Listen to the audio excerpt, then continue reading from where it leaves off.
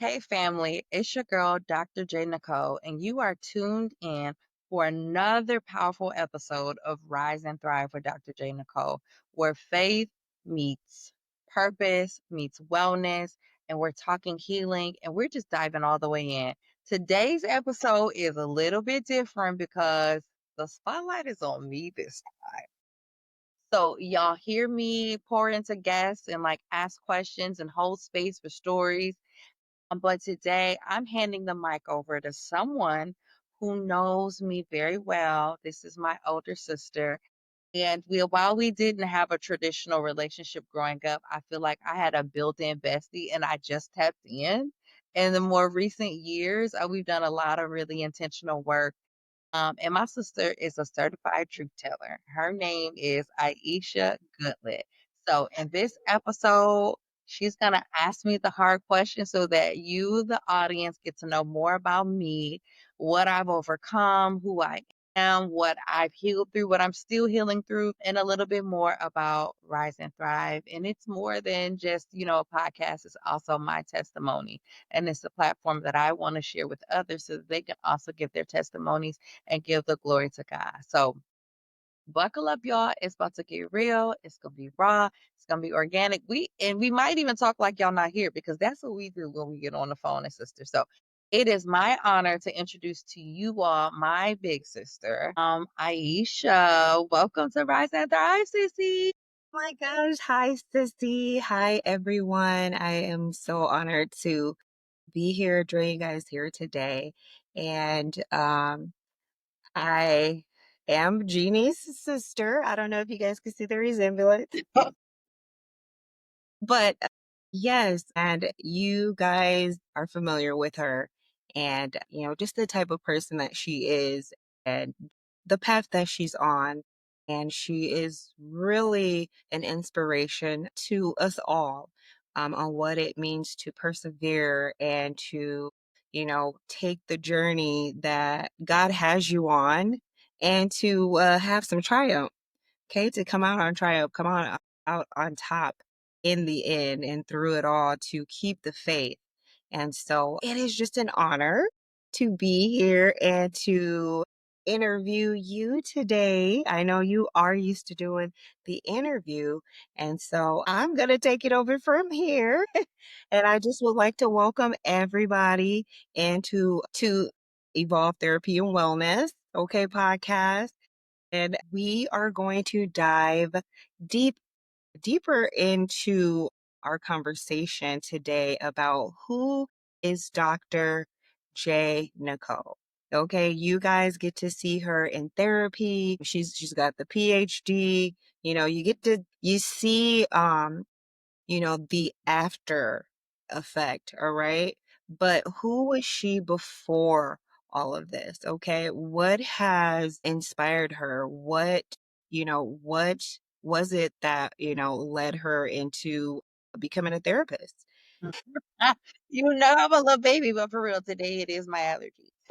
Yes, and we're going to discuss her passion for mental health and her belief in wellness and mental wellness and the concern for the people in our community and to what has inspired her to be on a path to help others. So we are going to take it way back. Okay, we're going to take it all the way back. My first question is, who is J. Nicole? Like before the doctor title, before Howard, before, like, who was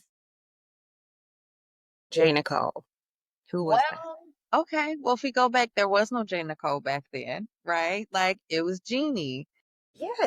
One of my aunts, she would call me Weenie. It depends on like what era of my life you met me before Dr. J. Nicole, right? So like there's the Jeannie, there's the Weenie. There's Elvira, which is also a funny story. One of my aunts, her closest friend, she would call me Elvira because as a kid, I loved kids, right? Like, and so I would be that kid at church that like had all the babies all the time. And so I don't know if anybody remembers that cartoon Animaniacs, Elvira, how she used to like chase them around and like want to hug them. So she would call me Elvira for that reason. I mean, I was a little girl, born to a single mother. So just a little backstory. Aisha and I, we share the same father. And so we didn't grow up together traditionally, as most do, and we really cultivated our relationship as adults. And so I'm grateful that we are having this moment and just like all the progress and growth we've made with intentionality in our relationship. But so I was born to a single mom. I was second born. My older brother is Kevin, and y'all will get to meet him on the podcast later. He's doing an episode too. But he was, like, one of my favorite people. Like, when I tell you I wanted to do everything my brother did, like, down to, like, baths, I noticed that, he put his towels down low, so I put my towel down low, my mom's like, "No, come here, honey. You gotta put it up." You know what I mean? But I was just a very loving person. I was really a mama's girl for real. Like, my mother and my brother were my favorite people. They were the people I spent majority of my time with. Although I wasn't born in Racine, Wisconsin, I did grow up there. And so I just have so many different memories growing up there. I love being outside. I love playing with people, always connecting. I was a little bit extra, I think, as a kid. My mom recently was telling me how when I was younger, I would like almost like perform for people, or I needed to be like in the middle, in the mix, and like was just, just that outgoing personality. So it's interesting for all of this to be coming like full circle and I'm on a platform and talking and different things like that. But I was just a little girl that had like hopes and dreams and, didn't have the easiest of upbringings, right? Um, as said, with my mom being a single mother, and then we grew up in an interesting era. So just like frankly be really honest, in the 80s and the early 90s, like Racine was plagued with so much violence, gangs, with drugs, teenage pregnancy, all of these different things that were happening around us. And looking back, sis, that was wild to Yeah. grow up in, like, and wildly unsafe. But it Yes. was happening in real time. And we were like the generation of being like latchkey kids. So parents had to go to work. We had to come home, make our own like lunches, dinners, snack, that type of stuff after school. Or you had your own key. You let yourself in. And so there was a lot of things that could have gone on but didn't. But what I remember with like growing up, spending the first 6 years of my life with my mom, I just remember, like, I wanted to go to church, and I'd be like, "Call Auntie Ruby so she could pick me up. I wanna go to church with Auntie Ruby." You know what I mean? Like, I didn't know, I just knew I wanted to go to church, right? And Yeah. so that my mom, like, supported that. She let me be, like, kinda like me and, like, outgoing and everything, but my mom, she, like many, you know, experimented with drugs and it became an addiction. And so that led to our family, uh, our family being separated. So then my brother and I were raised by one great aunt, and then our younger sister was raised by another great aunt. So we were fortunate to have family to be able to step in. Because my brother and I, we actually did spend a very brief period in a foster home during summer 1988. So we did spend a brief period there before we were placed in the full like custody guardianship of my great aunt. And so that was a transition in itself because my mom was like very different. She was loving, she was like easygoing, but like she let me be me, where my aunt was very structured southern woman. And there were certain things I could not do as a girl and my brother could do everything. Yeah, yeah, but that's how it was, Hmm. then, you're coming up in the '80s, it's that generation where, the girls were just I guess we were more kept, and it's almost like we were held to a higher standard.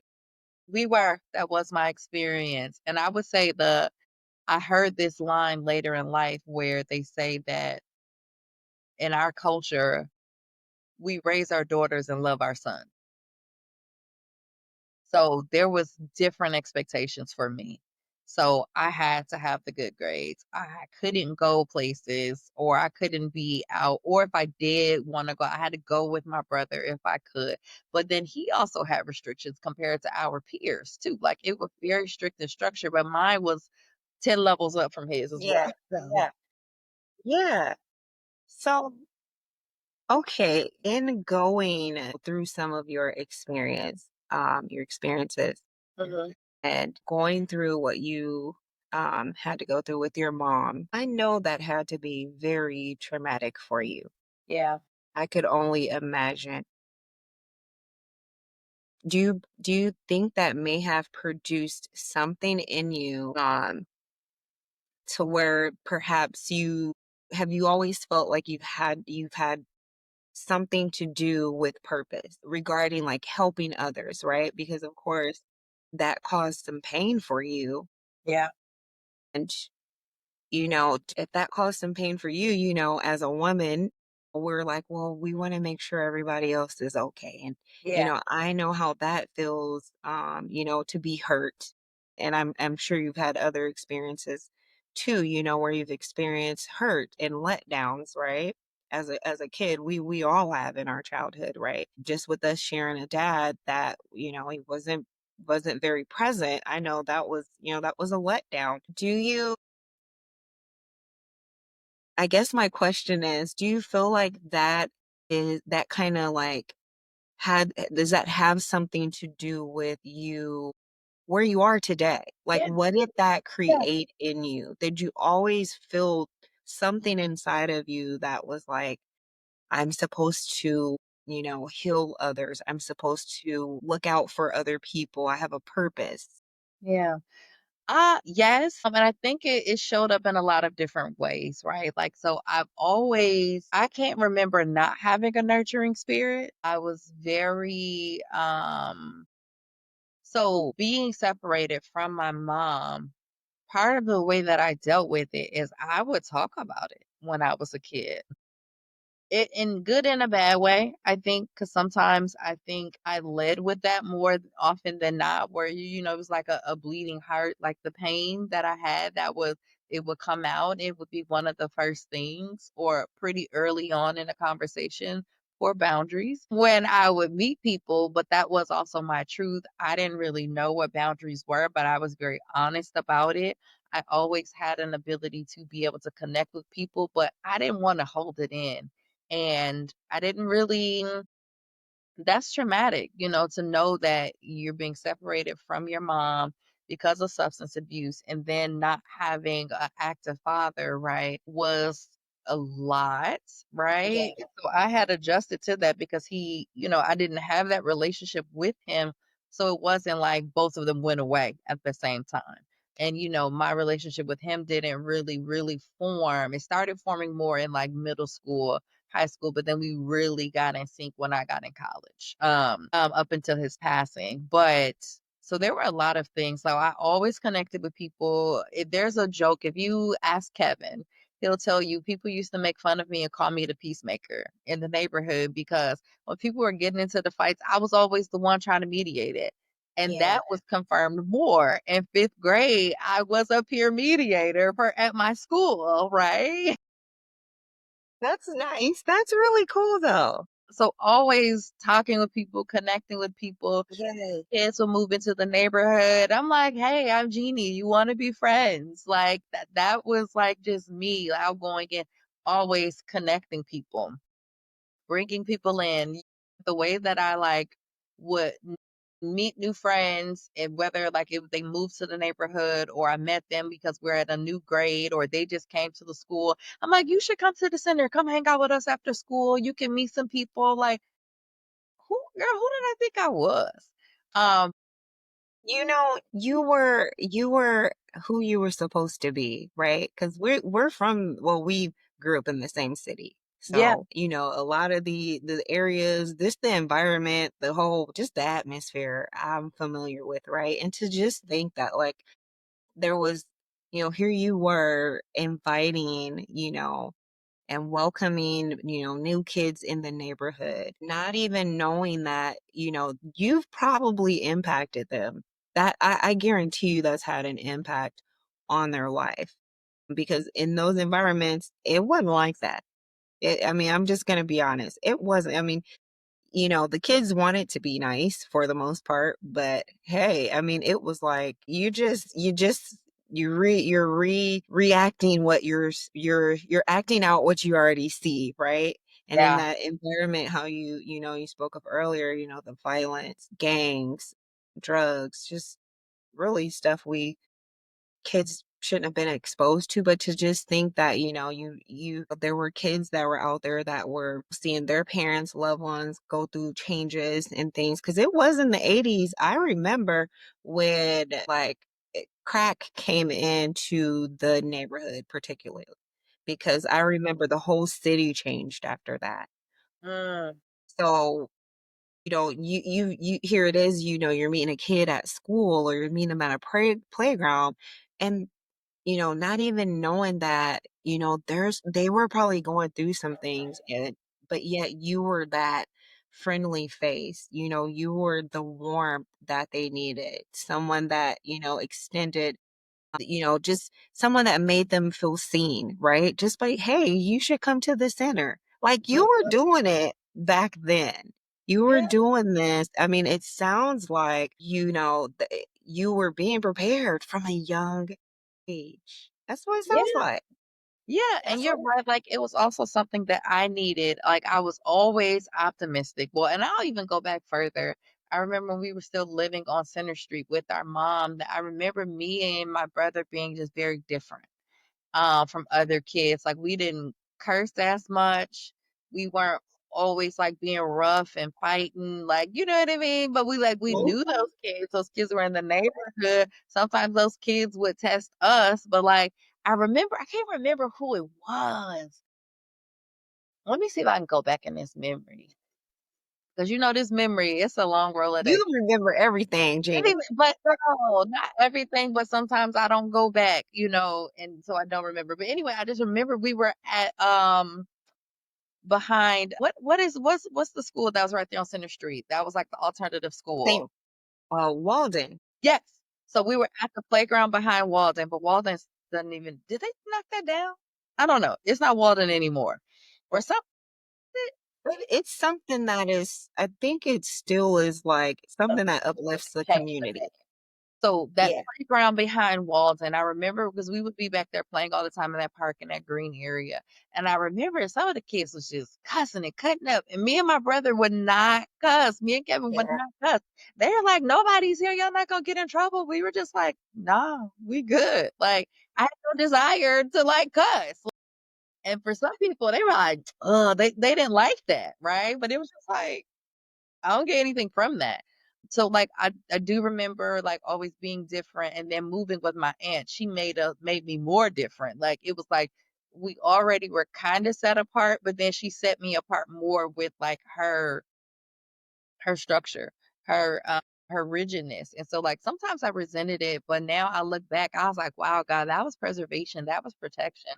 Yes. Because I wanted to be like everybody else, but I wasn't like everybody else at the same time. And you don't know that as a child. And I think my family, excuse me, they saw like that green in me, that openness, that like lack of fear of people. Or this is a funny story. I remember like my aunt, she would give us money because while we're up at the center, especially in the summer months, we could go spend our whole day there, right? Yeah, until I don't know, we could go up there as early as like noon or like 11, right? Because they would serve the free lunches up there. Yep. Yep. So we go get the free lunch. And then everyone is just like showing up and playing. And people used to try to act like they didn't get their lunch. We used to be in there having so much fun sometimes, but some people didn't want people to know that they was in there getting a free lunch because it would impact their reputation. Didn't they used to come in the little it was In like the a brown we plastic had the tray? brown bags with the Okay. grape juice that like the hospital grape juice with the foil that lifts up off the top. Sometimes we'd get a grape juice, apple juice, or orange juice, but we used to be in there having a good time sometimes. So we would still sometimes get a little money. This is when you could use a quarter in the vending machine. Ooh, the good old days. And so I used to love to get they had the ice cream machine. Mhm. where it was a really old model one where it, like, rolled it up one and then you pull it out. So, I would get the one that was, like, the milk chocolate with, like, the little nuts on it. I don't know if it was called the Eskimo bar, but anyway, I always would share. And I remember I had, like, I had $1.50 on me, I can't remember. I knew that day I just wanted my chips and I wanted my ice cream bar. And this boy Scooter, who used to be up at the center all the time, Scooter was like, "Oh, can you buy me an ice cream bar?" I looked at how much money I had. I'm like, "Sure." So I go buy him an ice cream bar. And then something else, I don't know if it happened another day, but it was happening too many times where he kept asking me. And Kevin went home and told, or I was asked how much money I had. Let me not throw Kevin under the bus. Okay. Okay. Kevin, he does get some bus throwing. He gonna catch some private tracks. He's the brother. He's a brother, but, like, I think they asked how much money that I had, and I was like and they were like, "You should have more money than that. How'd you spend your money that fast?" And Kevin, he did confirm that I was like, that I had bought somebody something or whatever, and they got fussed at for that, like, "Don't be giving your money to other people," and all that, and I get the lesson that they were trying to teach me was about not letting people use me. Right. Right? Versus they just told me not to do it. They didn't give Yeah. me boundaries. They didn't tell me how to do it safely, how to recognize when somebody's using you. Just don't do it. That never stopped me. I mean, I recognized where it was going with him, right? Like, and I saw that. I was like, "You're doing too much. I bought you ice cream like 3 days. 2 days. That's too much." So, do you feel like, that was 'cause sometimes it seems like we were told what to do, but not really, it was never really explained, right? It was a more of what not to do versus what to do.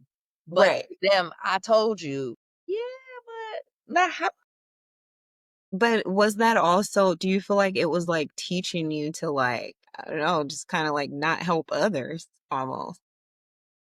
I think from a Like, it was more of a protective thing because, like, I think in our communities, like, historically, right, like, we can lead with a lot of fear with how do I wanna say it? So, it's for the purpose of protection, but it's a lot of fear, and it's also an assumption that people are looking to get over or do something to you, right?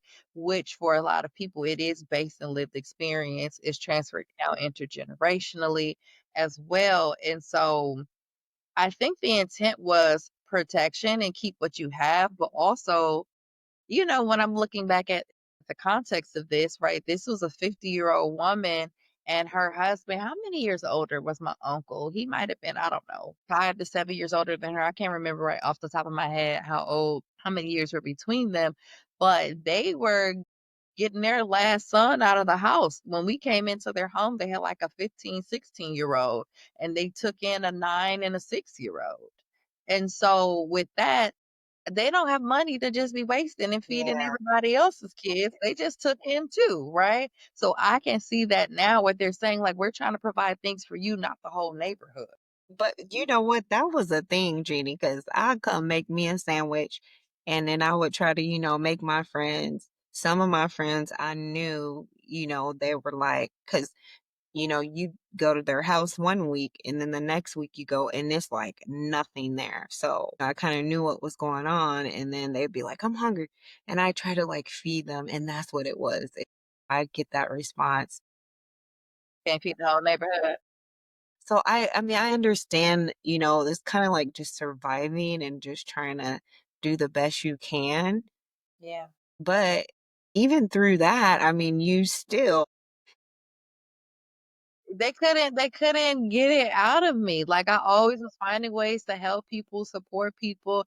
I was always the one people would listen to. And then because I was on lockdown most of the time, and not because I had done anything, girl, I used to be put on punishment for the smallest offenses, yeah. honestly. But I knew it's protection. She was trying to nip anything in the bud early.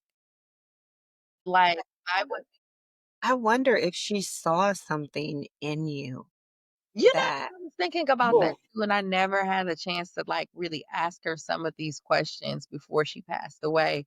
in 2019. But like, because she was also a Southern woman, silent generation. She was born in 1938. We're not really talking about feelings. It's about action. This is what I told you to do. Like, and then it would be random like acts of service or gifts, but like there wasn't always explanation, but there was compliance was expected, right? And it was also there where I got stability with education. I got Mhm. stability with my home. I got structure with my home life, bedtime stuff, and like waking up early and even going to church regularly. So all of that was good. So I didn't have to ask anymore about going to church because we would either go as a family to start, but then it transitioned into the church band would pick us up every Sunday morning for Sunday school. Then we stayed for the main worship, but then we went home and then they picked us up for evening worship on Sunday. Then we was back there on Wednesday. Then if we had youth group stuff on Fridays and Saturdays, we were there too. And I just wanted to go to Skate Town on Wednesdays like everybody else in high school, honestly. I wanted to go and skate. And nope, I was in Bible class. Okay. Well, that's that. So you've been on this faith walk for a while. So it Yeah, and started doing young. it when it wasn't popular or Yeah. like there were a few things that way that people would describe me, but like it would be like they would like I was like too. Yeah. How would that's another question, okay? Because I hear you talking about yourself, right? Yeah. And but how would your closest friends, even family members, how would they describe you now? Like, you've kind of grown up, you've kind of, and some of them may have even been around you, since you were little. Yeah. But, Yeah. if I was to talk to some of them today, which I've experienced, I have witnessed you being around your friends, and even then I see that kind of just motherly, you got a motherly spirit. I know I'm Yeah. older than you, but it's kind of like you just have this spirit of a mother. Yeah, But I've been around so certain I've people. seen that, but how would they describe you?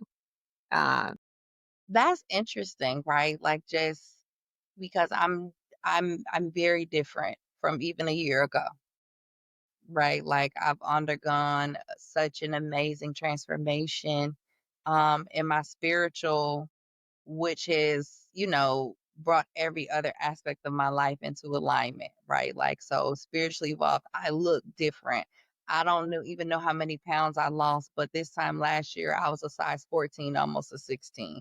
And now I'm wearing sixes and eights, right? Like, I have healthier habits. I primarily eat like a pescatarian diet. I'll slide a little burger in there and some lamb or turkey from time to time. But if I am having anything that's not like plant based, it's fish, right? But even then, like, so I'm very different. So I think people are being reintroduced to me, right? Really into my identity in this like past how many months? Because it's not been a year yet, right? So I guess we're probably like closer to 10 months. Because it was like last June when I was really starting to shift. And shift back into my true and like really getting clear on my identity.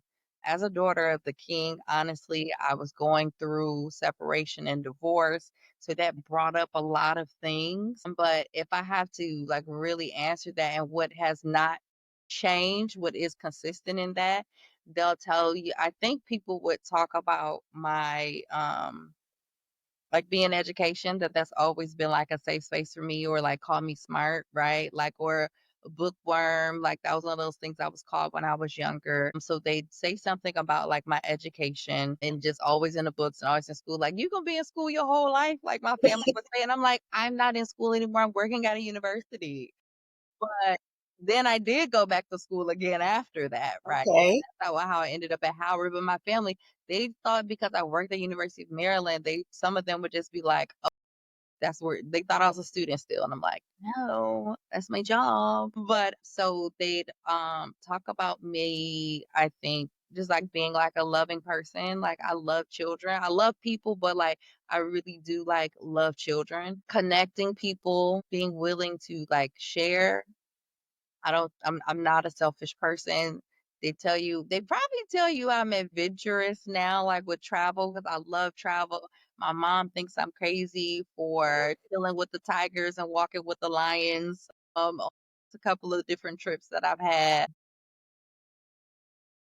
What would they say? I mean, I think I don't know their exact words, but maybe they would say something about me, like encouraging them to Mhm, reach their goals, or that I speak life. mhm. That you s Yeah, you're right. I celebrate others. And you know what's an interesting thing? I remember having a conversation last summer with a friend, and we were talking about like professional stuff. Like, so we were talking about our friendship, and but then he was like, with his expertise being like legal and my being mental health, I said, yeah, but I'm not like really talking to you from a professional space because my profession is me. Like, Yes, sounds yeah, that way. I was like, but this is me. Like, yeah, yeah, I have more language, right? But like I've always kind of been this way where I show up for people. Like I was gonna say, like I was in the house all the time, like on punishment.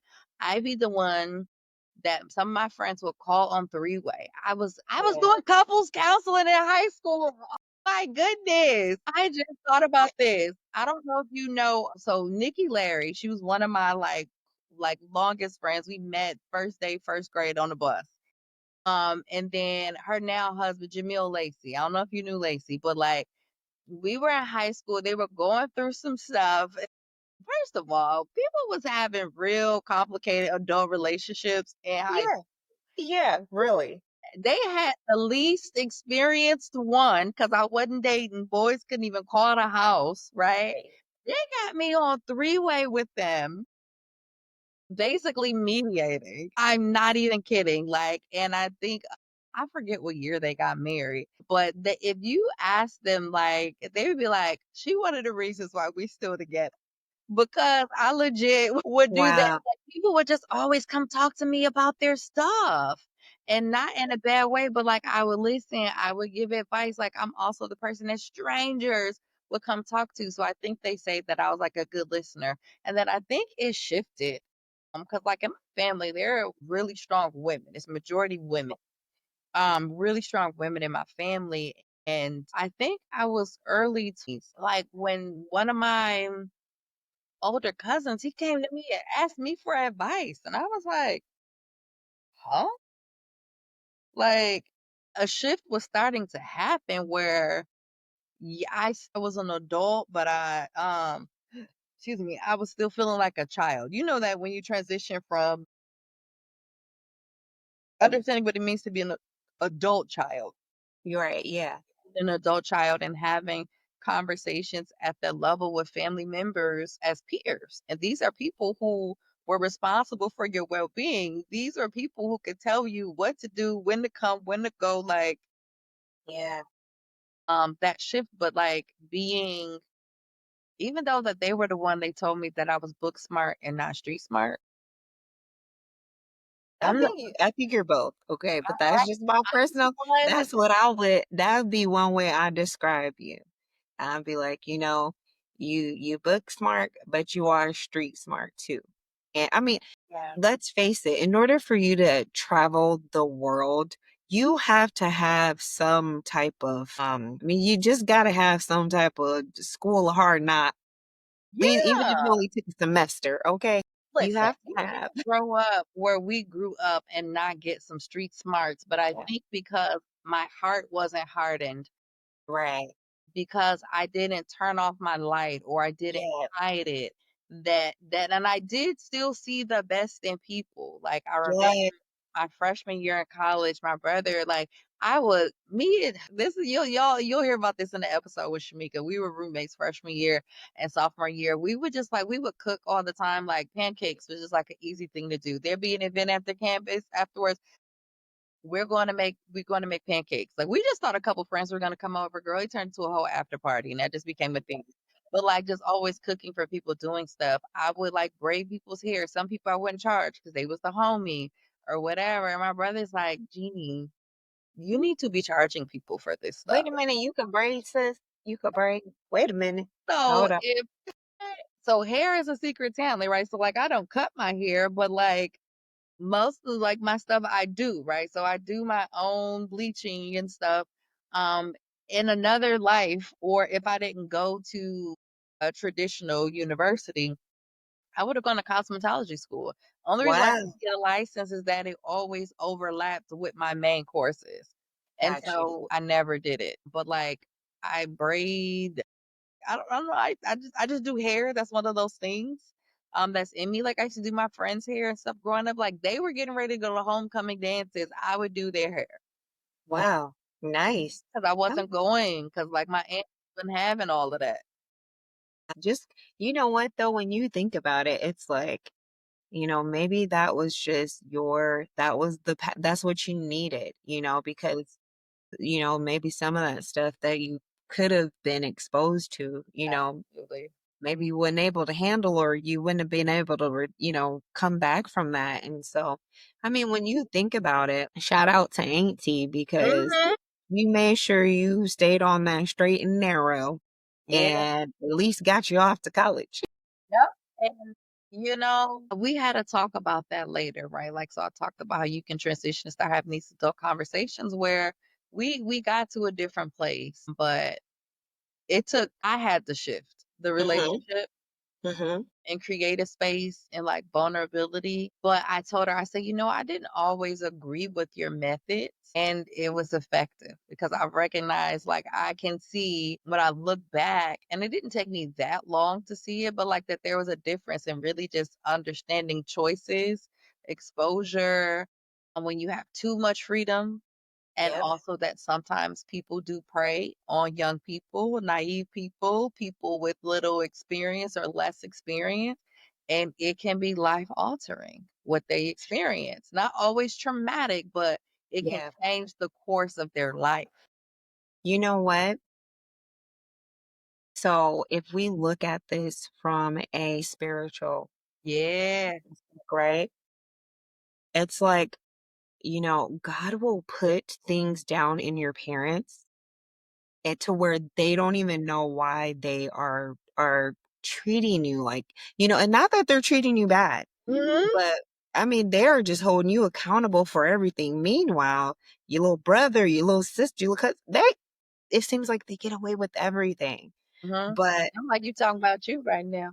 well, no, it's a bit I really believe that was something that your aunt did. I mean, Yeah. she probably don't even would never even have an explanation as to why well, why did you keep me so sheltered? She's probably like, I don't know. Something Yeah. was leading me to do it. Well, And, I think there were I multiple things. don't, you know, when we don't understand sometimes why things happen, Yeah. but we do know that all things work together for the good.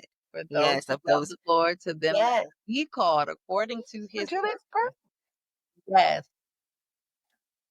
Before before you go to that, I want to say something to that, right? Because Yeah. there were two things, right? Like she was very intentional about raising me to be able to take care of myself Yes. so that I could be self-sufficient given, the lack of participation of our dad at that point, and then the absence of my mom. Crack was a very new thing. They didn't know if this thing was going to end, but it didn't look like it was, right? Yeah. And so Yeah. she wanted to make sure that I could take care of myself. And once I got that stability with education and everything, and then I started to thrive academically because I was behind in my reading when I went into first grade. Wow. Found Wow. my first grade reading, I mean, my first grade report card, because she would just keep all of our stuff in the drawers. And somehow I was looking in the drawer for something. I think I was in high school. I never saw this report card. She never said anything to me. So that was one thing I think she knew, not I think, she knew that we were smart kids. We just had missed so much school with the inconsistencies of the struggles that my mom was having. So, like, I found this report card and it talked about how I struggle with reading. I was like, I didn't even know I struggle with reading. But what would happen if she told me that? What would that have done to my identity? Yeah. or because I did end up shaping a lot of my identity around school, right? Because that was something that I did do well. But she didn't play about me. And Okay. when I tell you she didn't play about me, I remember in high school there was a whole thing where I remember I told you I was doing my friends Leslie and Tierra, our cousin. Okay. I was doing their hair so they could go to the homecoming dance, or it was winter formal, cause I couldn't go, but I was like, "I'll do your phony pony." You remember the phony pony, sis? Yes, yes.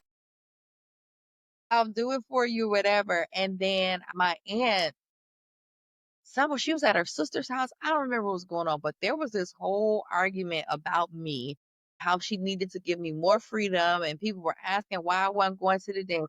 Baby, word got back to me. My auntie cussed them out. And she told them, do not tell me what to do with Jeannie. She was not having it. And I think she really wanted to protect me from repeating a cycle, and Mhm. it was by any means necessary. And then on top of that, her youngest son, remember I told you when we came into the home, she just had a few years left to, he was 18. Well, when I was in 5th grade, he was murdered. He was murdered. He got shot in your neighborhood where y'all, or like off 6th Street over on Rowe. Wow. Shot and then, hospitalized, brain dead. And then, he ultimately passed. I don't remember how many days it was because we were like kept from the hospital and all of that. Like losing him, she got more strict. Mhm. Yeah. Yeah. And I'm sure that put more fear in her too because, she, got stricter with Kevin too. Yeah. Because now, because typically boys, they're good. They can go out there, they'll be fine. Yeah. So things look different for us. But she No. didn't play about me. Just bring it back to Okay. and so I Shout did out to Auntie. all of that. Yeah. Yes. And and that, I mean, even her taking you to church, Mhm. right? Allowing you to go to church, taking you to church, she played a part in, why you know God today, right? That's that school bus or the bus that was coming to pick At you church up to take van, you. Yeah, the church van. while I was out Yes. here being a little evangelist, taking all my friends to church. Come, we'll pick you up. Well, you know what? I got a question. I got a next that brings me to my next question. Okay. What did your faith journey look like? Yeah. Okay. We understand that, it started very young, going to church, going to Bible class. And have you kind of always had that strong relationship with God? Or was it more like you were just going to church, because that was the thing to do? And, of course, it'd be fun sometimes as a kid in church. They got Listen. activities, games, Yes. outings. So, like, do you feel like you've always had that? And then at what age did it really click to you? I Mm. know it's like two questions I in got one. you. Yeah, but what age do you feel like you started to take that Yeah. walk Yeah. on your own kind of, right? That you develop that personal relationship with God for yourself? So when I hear this question, I hear you kind of like asking about the evolution of my relationship with God, how I'm Absolutely, interpreting absolutely. it, right? So it was early. I don't remember the first time I went, but I do associate it with like my auntie Ruby, right? Like, and I would go with her to Midtown Church of Christ, but then everything shifted with my mom, and then I was put in the custody of and raised by my great aunt Merlene. And so we would go to Lakeview Church of Christ. And I always had a relationship with God. Like, I don't remember knowing life without God. I don't remember the moment I was exposed to God. So I would just say I don't think there was ever a time where I didn't know God. But I enjoy, like you, I liked going to church when it was fun. I got to see some of my other friends who maybe didn't live in my neighborhood. I always love people and connection. And then we had the candy lady, Sister Sims. She would always Okay. have like the baggies of candy for us. And then, like, I liked learning. So because I liked learning, I did well, right?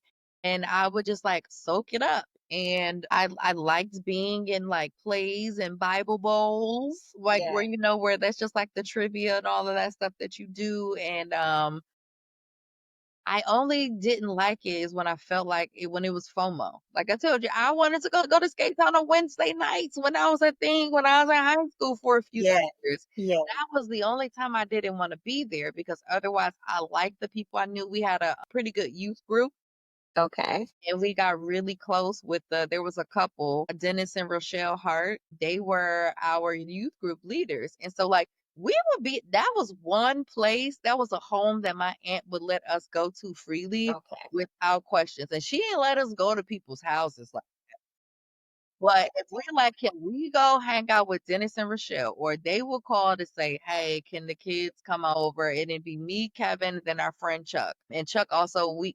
evangelized Chuck. He started just going on the bus with us. And because he was his best friend, like, you might as well just come. Chuck was at church just as much as we were then. Like, when Yes. that was just like part of our life. But I got baptized when I was 11. Okay. So I would say that's when it like click, click, click, right? I got baptized at 11. I was faithfully going to church up until college. I moved on campus, but I didn't have a car. And we didn't have Uber and Lyft then. Hmm. And I was on campus out in Kenosha. You know, you need a car to be in Kenosha Yeah. to try to come back into racing, and then I didn't even know like Kenosha and stuff like that. And then it was in the opposite direction, a little bit out of the way for church. So no one was really picking me up, and so I wasn't going to church in high school like that. I mean, excuse me, in college like that. And but I still always had my relationship with God. I had those scriptures embedded in me, like in the same way, like I was just like a nice person, right? Then I moved to Arkansas and went to grad school. I went to church a little bit.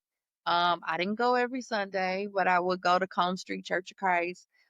Sometimes when I would go, my friend Shamika, I got her going to church with me. She actually like got baptized and everything down there at Combe Street when we were in Arkansas.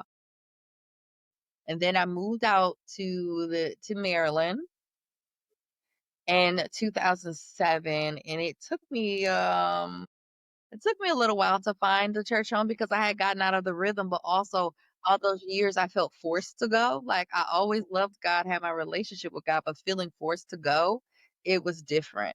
So I think it was my form of rebellion, but also really coming like I loved God, believed in God. I prayed, read my Bible, not like regularly, like it's not the pattern that I have now.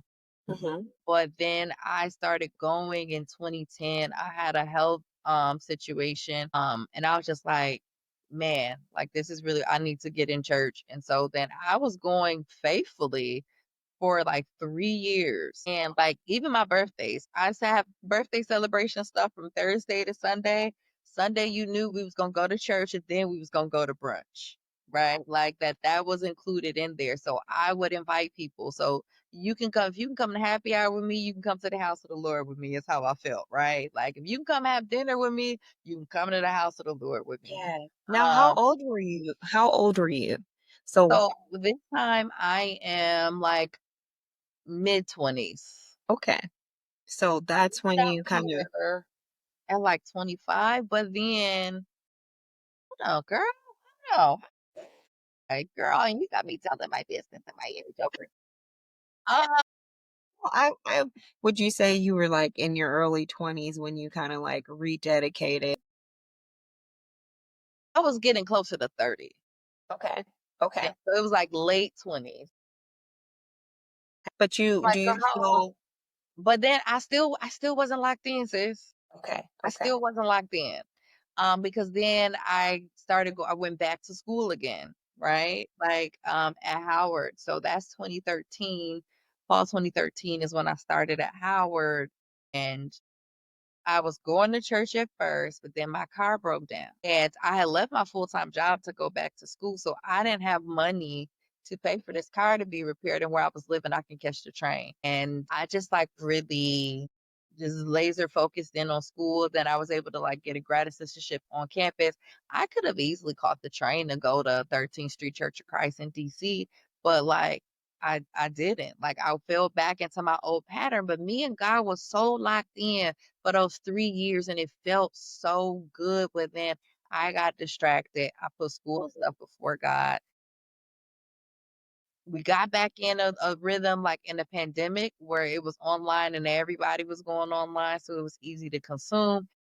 Girl, it's years that I did not. So really, the most connected I have ever been with God has been these last 10 months. That's a long answer, these last 10 months, but that's really shows how God never took his hands on me off of me, excuse me. God never took his hands off of me. He holds space, right? But like we also don't have forever. And God Right. said enough is enough, right? And so there were events, and you might ask about this later, so I ain't gonna try to get ahead of the questions. But like there was a certain event that required that I submit and like surrender fully to God. So you during the time that you were kind of more focused on school and just, just on life and trying to just figure it out who you're supposed to be and what you're supposed to be doing, right? What your purpose, what's really my purpose. Did you ever feel like, man, did you ever have like the thought of, I gotta start going back to church? Did you ever feel like God was like still talking to you? Like, did you have those moments where, it's Mm. kind of you're by yourself you know, and it's just like, man, I really gotta, I gotta start going back to church. I've been not Yeah. to church in a while. Did you ever feel that God was, like, still calling you? He never, like I said, he never took his hands off of me, and I never disconnected, right? And I was operating in that space where I don't have to physically be in the church to have my own relationship with God that a lot of people do. And I'll say, I miss the community of church and how it feels when you're in church and praise and worship and the energy. So I would say that I miss that, but I always stayed connected with him and would talk to him or whatever. Oh, I knew that I needed to get there. Yes.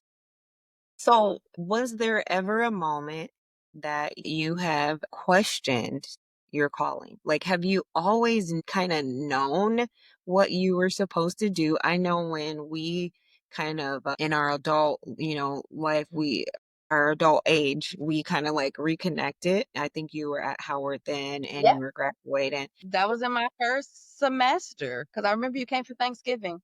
Yeah. Um, did you know then, and I believe you were in the School of Social Work at the Yep, time. that's correct. Okay. Did you know then, like, were you sure about, what you were supposed to do? And, or, was there ever a moment that you just kind of questioned, like, okay, what am I supposed to be doing? Like, what does God really have for me to do? And, what was the moment, you did share that, a couple years ago, that's kind of how, like, that's kind of where you begin to relearn who God was and you understood who God said you were. Yeah, And so, what in those moments did you know then that this is what you were supposed to do before, yeah, before you became sure, where yeah, you kind of like that awakening that happened, like, yeah. you know, Yes. Oh. Helping okay, people? Yes. okay. That I've always known that I would help people because that was just in me. Like when I went to school, college, I was like, I want to help people. I knew that I thought I wanted to be a physical therapist. I was somewhat good with sciences and stuff like that. But I was like, I didn't want to go to medical school. But then I ended up being a comms major, and then I was a very active student leader, which was still helping people, and I Mhm. was enjoying doing all of my student leader stuff more than my coursework. Wow.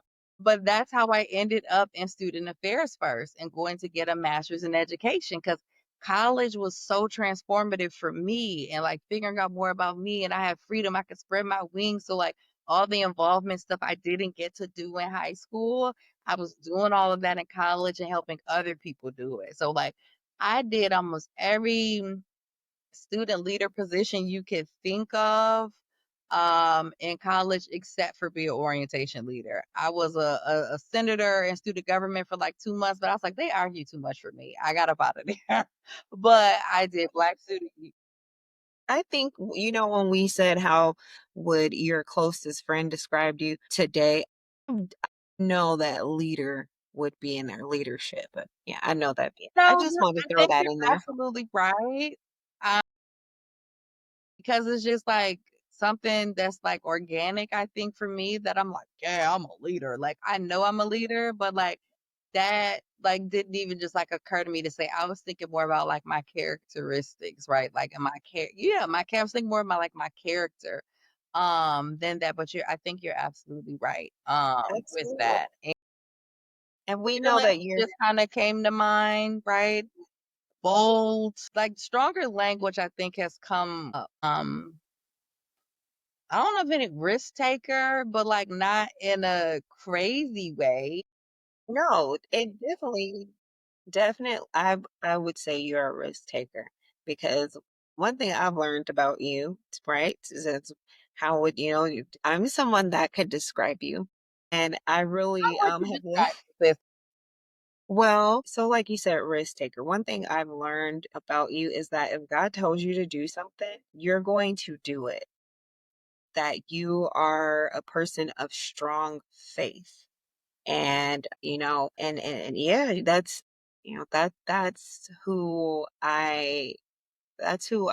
how I see you. I see you as a person of faith. um hey, if there's a job that needs to be done, and you're going to get it done, and and especially when it comes to moving forward and moving forward. I also see that you're not afraid to you're not living in fear. A lot of us are overcoming fear, but let's just face it, there's still some stuff there. But you are an example of what it looks like to walk in the power Mm. that God has given you. And although it may have, it's been a journey, Yeah, it's because I was like, that's been a a journey, newer thing. but We that's, coming up on a year of it. Yeah. yeah, that's how I would describe you. I would describe you. I mean, you know, we say strong and bold, and but there's just an essence about you, and an aura and a light. Some people, and it's kind of hard to figure out where they are, right? Um, but I think with you, just from the start, even without you opening your mouth, you just feel your warmth in spirit. You feel, um, you can just feel that you have love inside you to give. And it's the love of God, honestly, because that's where, that's the only way that you can, go through and experience life and not become bitter, not become angry and become the victim of your circumstances. And so you are a person that you rise above. Yeah. Okay, you're not afraid to take a stand. You're not afraid to take that leap of faith because God's got your back and you walk in that, sis. And hey, that is that's a good character. That's tough character that you have, and that's a wonderful thing. I mean, you're an example, you know what I mean? That you can get there. Yes, it may take some, it's going to take that mind. You got to shift the mindset. It's going to take some discipline. It's going to take some obedience, but you can do it. You can do it. God's waiting for he's waiting for you to walk in the power because he's already given it to you and you are doing it.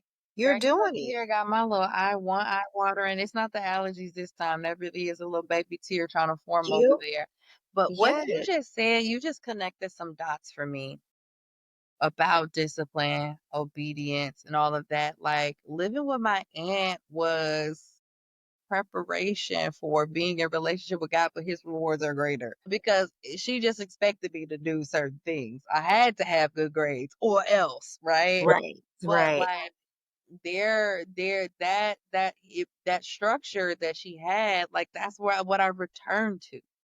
Yes. That's what I've returned to. So last year, like, I had just had enough of doing it my way. Like, God has never taken his hands off of me. And excuse me, he was just like, this girl, right? So like I learned hyper independence, which was like well intentioned because very much so there was no guarantee that either of my parents were going to come back and or be able to take care of me. So then what did that mean? I had to be able to do it myself, right?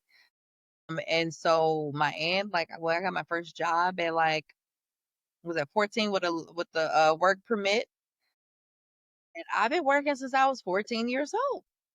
There may be, if I had to total up the months or like the amount of time I've not worked since I've been 14, probably 2 years or less, or the time I did not work. I've always worked. And part of that I had to, but really just like I had this moment where, like I said, I returned to the structure, right? Like where I Mhm. felt like when God really truly called me home, it was last June. All right. Now, All right. throughout this process, I've maintained a very solid relationship with my minister and his wife. Okay. They're my godparents, is what I call them, and McMom and McDad. So he would always call and check on me, and I'll be Now, when you say he would call and check on you, you've been through some things, "Mm, divorce being one of them, career changes, yeah, heartbreak, ton of loss." what helped you rise up, through that? I know that you just mentioned you're close to um, your godparents, and he would call and check on you. Was that during that time where Away, you were yeah, going through? that was part of it, right? Like so.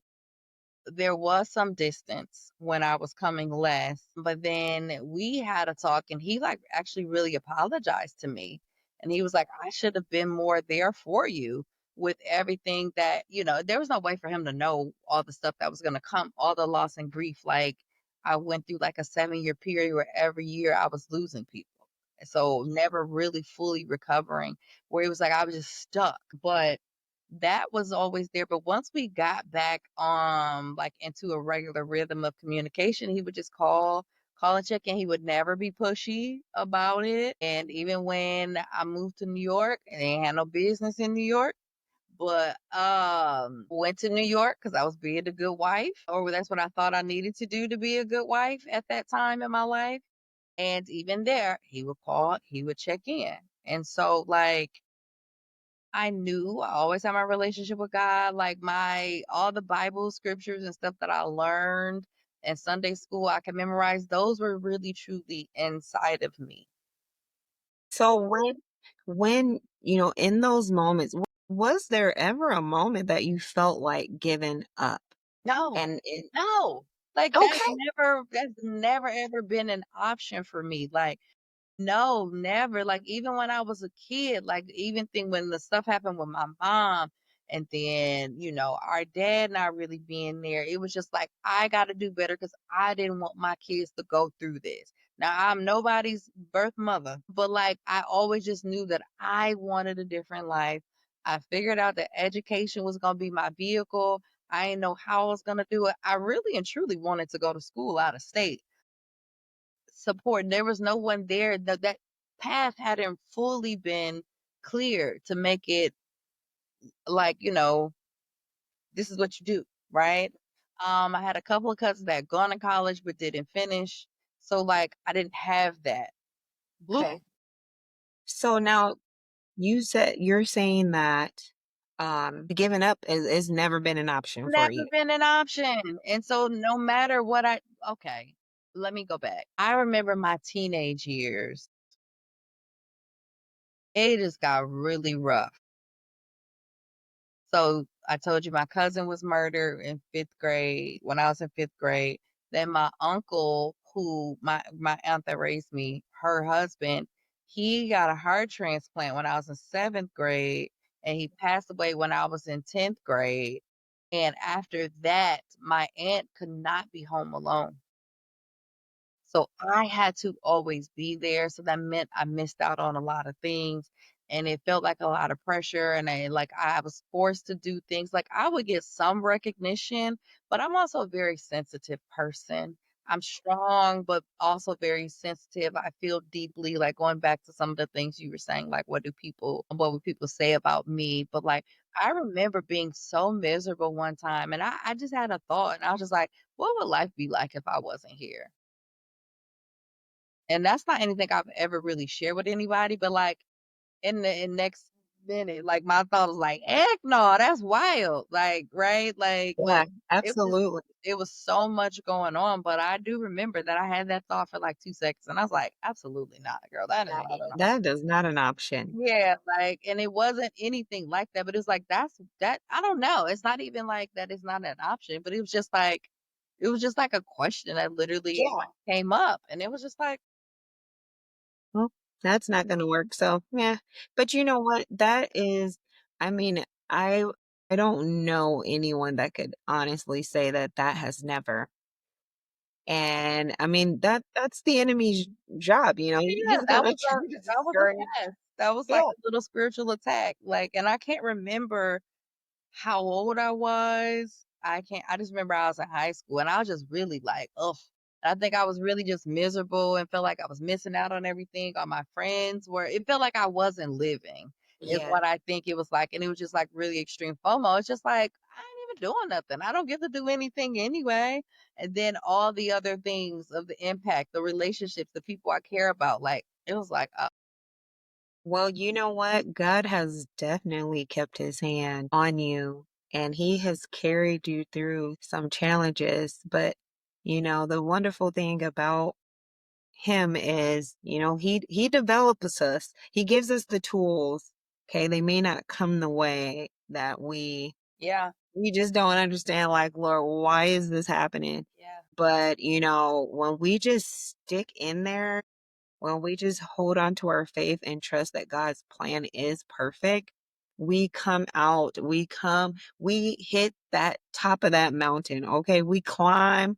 He will give you strength to climb that mountain. Have yep, you and then ever? that mountaintop becomes the base for your Yes, you next hear me for level. your come on, Yeah, sis. So absolutely. now so you saying last year, right? June. Yep, Saying June is when, there is like, there is a major shift. literally was called home. Yes. Yes. I woke up I one morning, remember. I I remember. felt like me, and like I said, I have the relationship with McMom and McDad, and McDad Yes. knows that I work virtual. And so he was like, "Well, if you ever want to come to the church, if you just want to change the space, you could work at the church." I woke up that day, I wasn't even thinking that it was Wednesday. My soul was just off. And then Yeah. he came to mind and I called. I said, "Hey, are you at the church?" He's like, "Yeah." And I was like, "Well, does the offer still stand? Like, can I come work?" Also had my own therapy session scheduled that day. And so not even thinking about any of this or that it was just Wednesday and that Bible class was that night as much as I need to go be somewhere else, like where I was literally called home. And it was there that day I had a therapy session and I cried almost that whole session. But the main thing that I remember telling her in that session, I said, I used to pride myself on surviving. And I'm tired. I'm Yes. tired, and I did it because I knew that's what I need to do. When I tell you I said I'm tired and that's when I broke down, like, that's where all of that strength, everything just crumbled out of me. That hyper independence started to deteriorate, and I was like, "I'm tired, I'm tired, I'm tired." I was like, "I'm ready to thrive." I literally spoke these words in the house of the Lord, a decree. Okay? Yes. I said, Yes. "I am tired of surviving. I am ready to thrive." I didn't even understand what set in motion from that day forward. And you saw me a month or so after that. I Mhm. don't remember Yes. what exact date did you get in town? It was August. So it was a little over a month because that was like one of the last weeks in June. So you saw me like on week 5 or 6. Mhm. Yes, and let me tell you, when I saw you, there was a piece, honey. I don't know what, and I knew something was going on, right? Because I'm like, remember we came and visit you in New York, and so you were back, Y'all and visited in New York in September, just to give the audience context. So yes, yes, September 2023, y'all came to visit me and the ex-husband in New York. And then I was back here in Maryland yeah, a yeah. month, almost less than a month. I was back in Maryland a few weeks later, 2, 3 weeks later. I was back in Maryland. It blew up. Well, you know what? I don't know if I was aware of that, and I'm not too much. Yeah, I'm not too much of a prowler, so I You was don't just like, have to be. We had gotten into this rhythm. There was a rhythm there where, how do I want to describe it? Because one, I'm the one in the relationship. We could beef, but I'm not gonna take that over into this. right, It's not gonna right. spill all over every other thing. Right. Yeah, well, and you didn't I just knew you were back in DC and he wasn't with you. And And I then, wasn't like about it at first. yeah, and this was a little bit before I did come. You informed me like, girl, no, like I'm here, but hey, and I remember before I came to see you, I was telling, my husband, I'm like, hey, I'm going to see my sister, but no, remember I was coming to pick up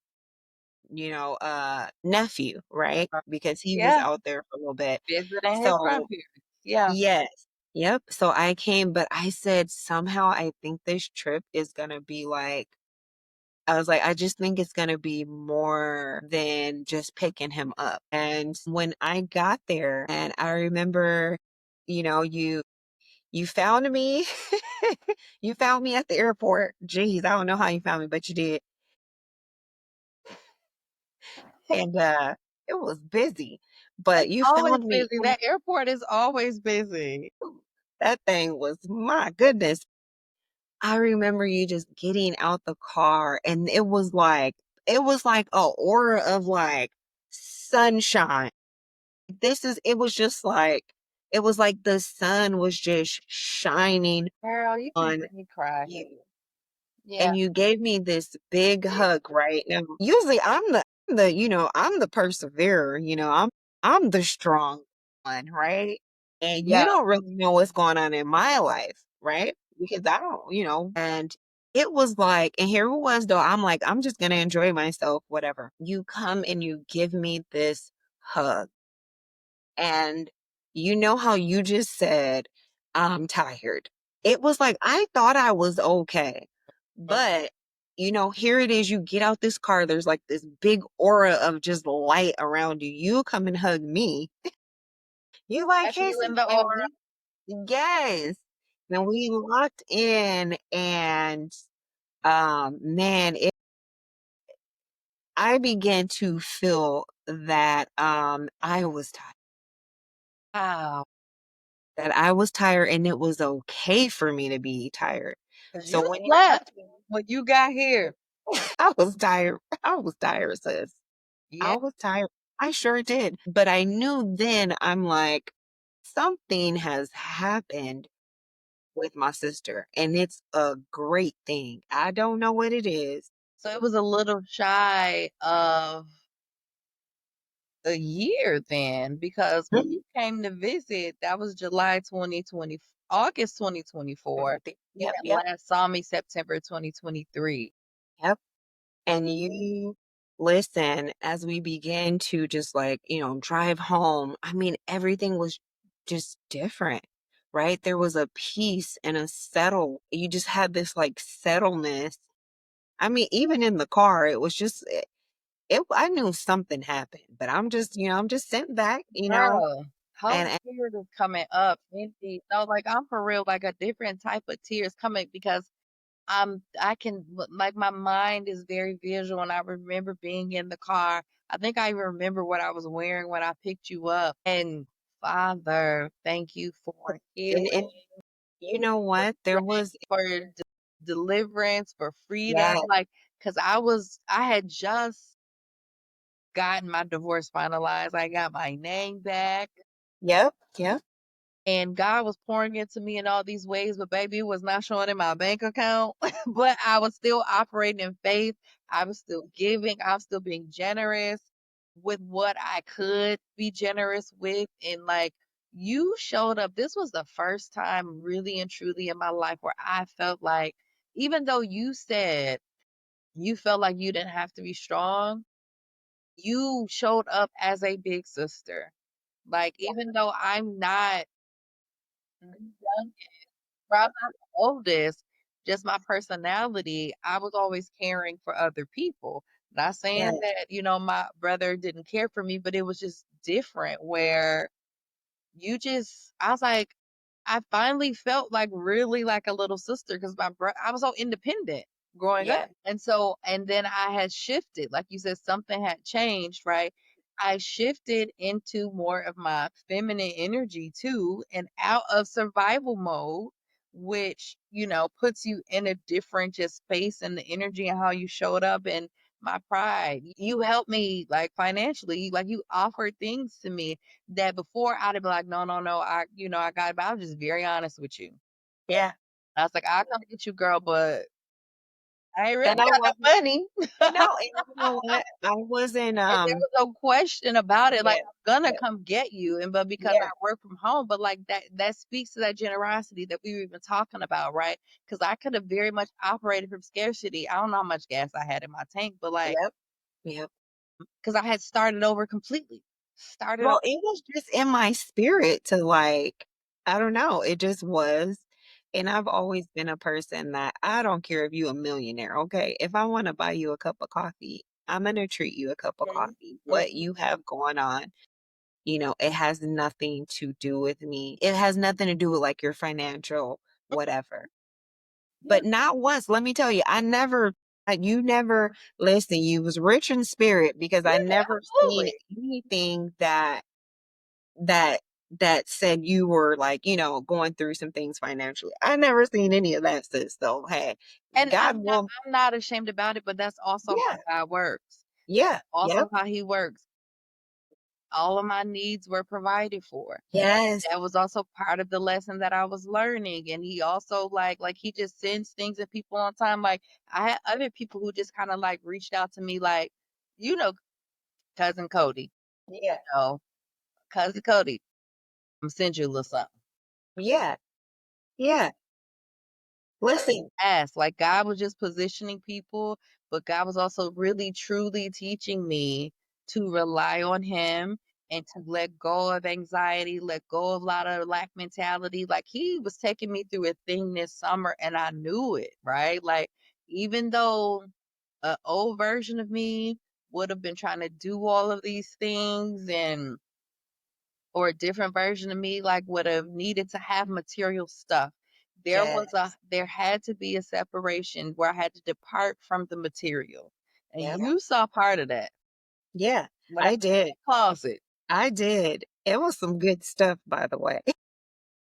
I say, well, It you was want some it? good. You said I gotta let it go and I can't fit majority of it, right? You sure you wanna? Yeah. But you know what? You were in a season, excuse me, of rising.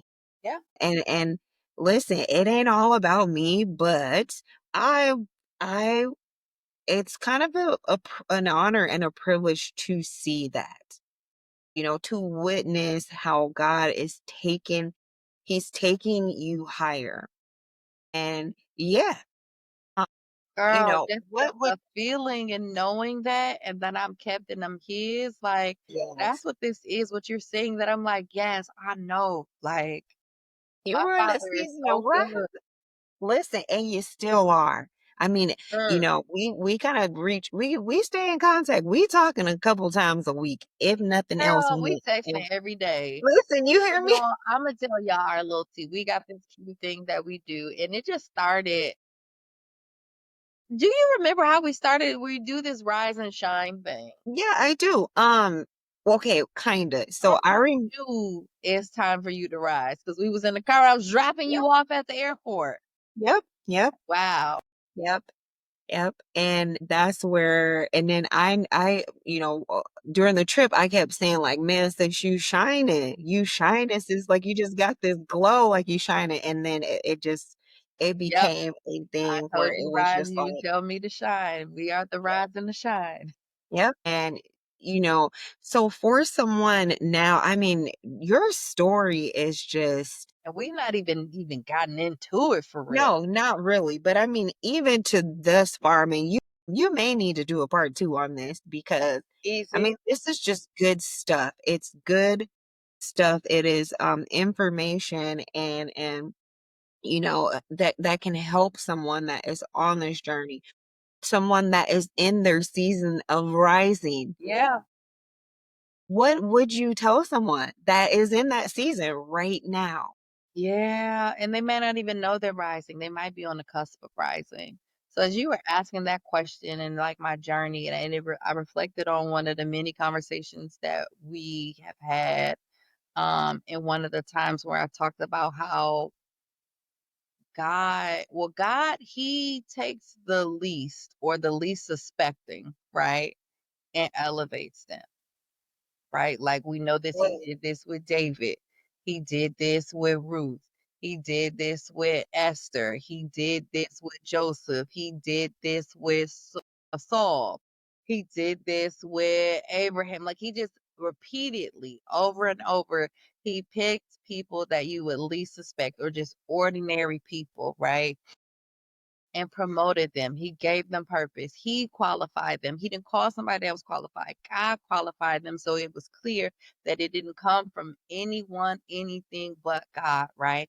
And I remember this summer we were talking, and I said, because I just be talking, girl, and the stuff, it just be rolling off. And I said something to you along the lines about my journey from poverty to PhD. And you were like, sis, oh, whoa, that was that was heavy. and That was heavy. It's like, wow, because when you think about that, man, that's real. we're That's talking about real. if we were like just brutal with the facts. Born to a single mother who later became addicted to crack. I had an absent father who did not claim me to begin with. Spent a brief stint of time in the foster care system. Was adopted by, oh well, not formally adopted, but placed in the permanent custody of my great aunt. I was a first generation college student. Then I go on to like do all these things and you go get. I got like 4 degrees. Um and to do all this stuff, I interned at the White House. Like I've been in spaces and places with like people that you could not have told me that as a little girl from the South Side of Racine that I would meet and work for the President of the United States, a Black man. Yes. You Yeah. could never have told me any of that, ever. You couldn't have told me.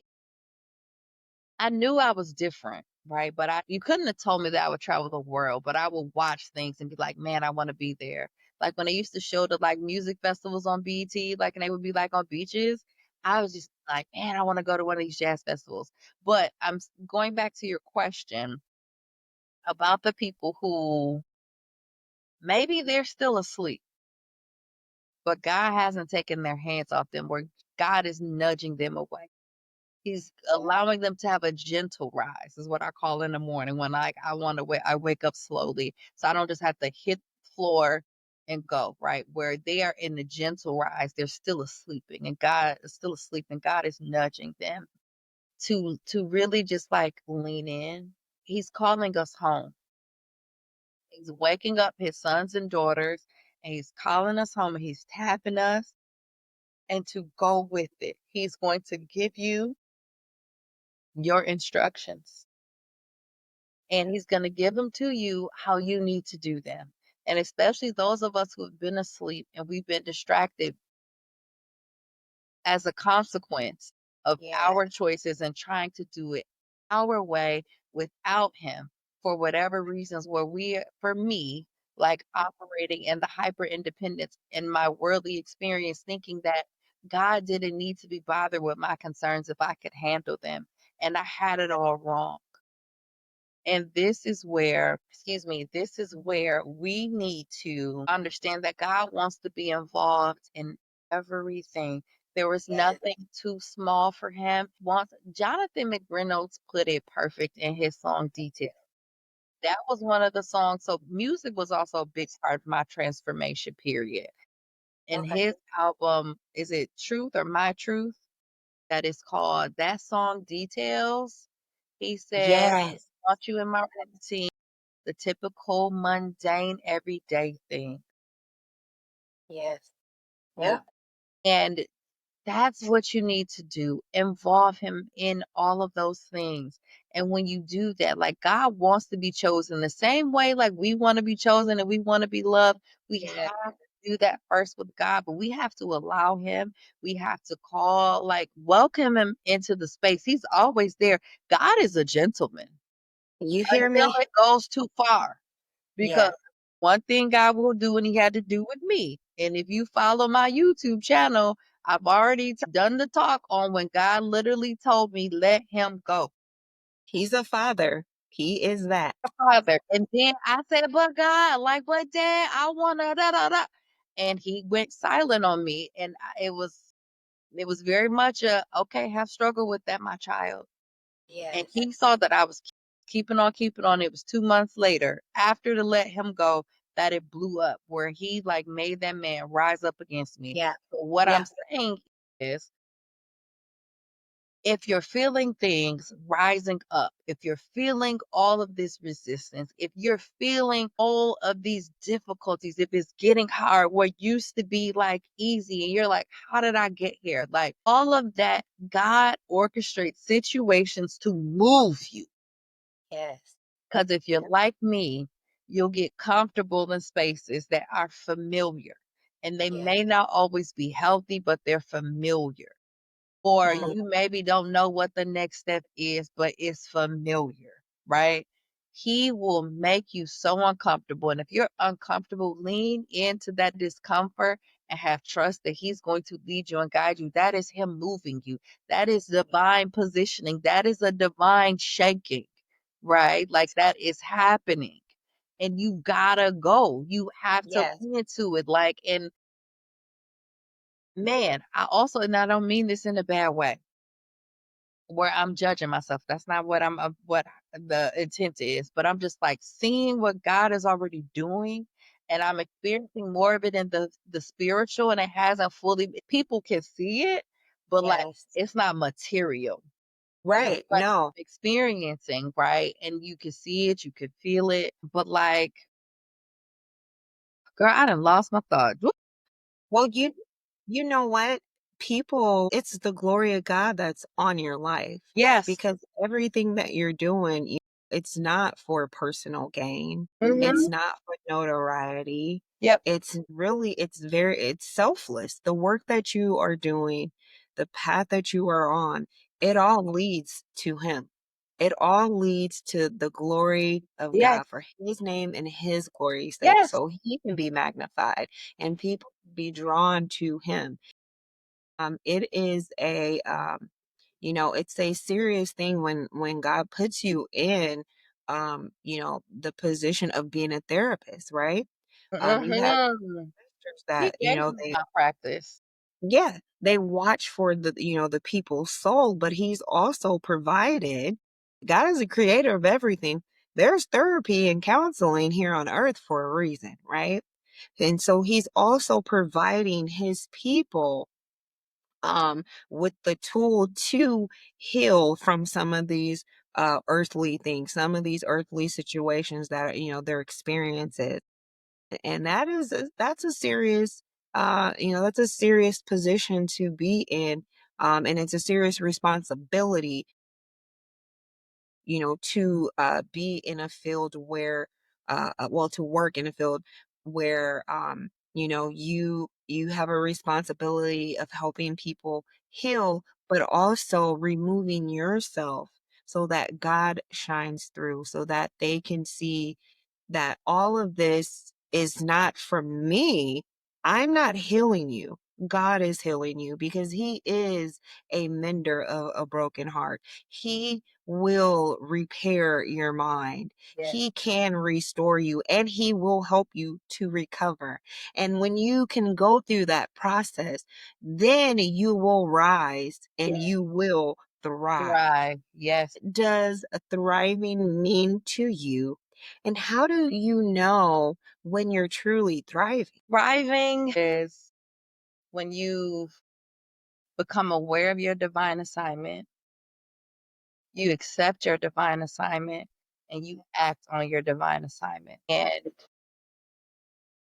obedience. Thriving is maintaining an intimate relationship with God that doesn't feel like a duty. Yes. It's a desire, and your day feels incomplete without Him.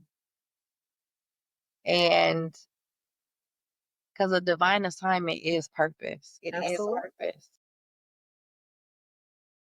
Tell us about this. Tell us about this rise and thrive, Yeah. which you've kind of, just explained, um, how a person will know when they're truly thriving. But why this podcast and why now? Why now? Okay. Girl, I was trying to think. I said, how did I even come up with this name? I was like, that was none but God. Like when I tell you, I saw somewhere that someone broke down. They were like, what our purpose on earth is very simple, and we be overcomplicating it. It says you can read the first book in verse, like chapter and verse of the Bible, Genesis 1:1. And the first three Casey? words, or first five, in the beginning, God created. We're all put here to create. And so I didn't know what my thing was. 'Cause I was trying to do different things at different times, but I didn't feel it, or I would like it, I'd be good at it, but like then it would feel like work, or I would feel trained, or something would be happening. But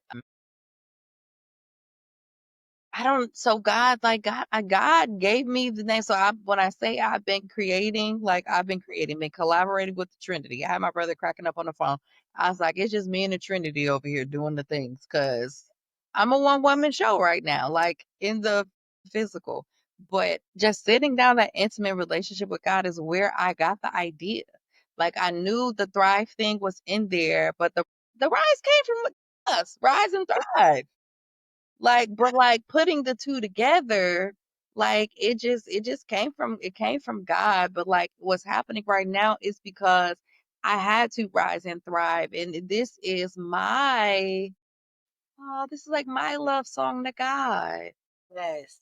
This is me showing my respect for, this is me making my Father proud, my heavenly Father proud. And I'm so like I had no idea how this was gonna go. Like when I tell you God moved quickly and He will download something to you and you gotta go Mhm. because You can miss God. I'm glad that, that's a good point there. When He gives you stuff, you got to go because you do not want to miss God. When He is working, you got to get in that pocket, take that rightful place. You need to be in the right place at the right time. you gotta be So, prepared and you gotta be yeah, obedient. yes, yes. 'Cause He would have given my assignment to someone else. Another assignment might have come around for me because, like, I think it was in church maybe a month ago, and they were like, "What made Moses special?" They were like, "Nothing. What made him special is that God chose him, is what made him special. God called him, right? And so we have to be ready to accept our call. Like, since I was asleep, and I told you that, like, I was asleep for a long time. But this Rise and Thrive this is like my dedication to my Heavenly Father, making him proud, giving my testimony, opening a space for people that I've known for decades. Like, people that I've known for a long time, and we've never really even had in-depth conversations about God. I think there were people where it was like a given, there was an assumption, about belief, right? Like, and even how I showed up, I don't think people questioned if I was a believer, even though I did get challenged this summer by somebody who knew that I was a believer and then questioned me like as if they didn't know, like we hadn't prayed together. And I was offended at first. And then I was like, you know what? That was just the warm up. Yeah. That was Well, the warm up. And so, but God wants me to tell, He had been telling me to tell my story, tell your yes. story. And I didn't know how, I didn't know when, I didn't know where. And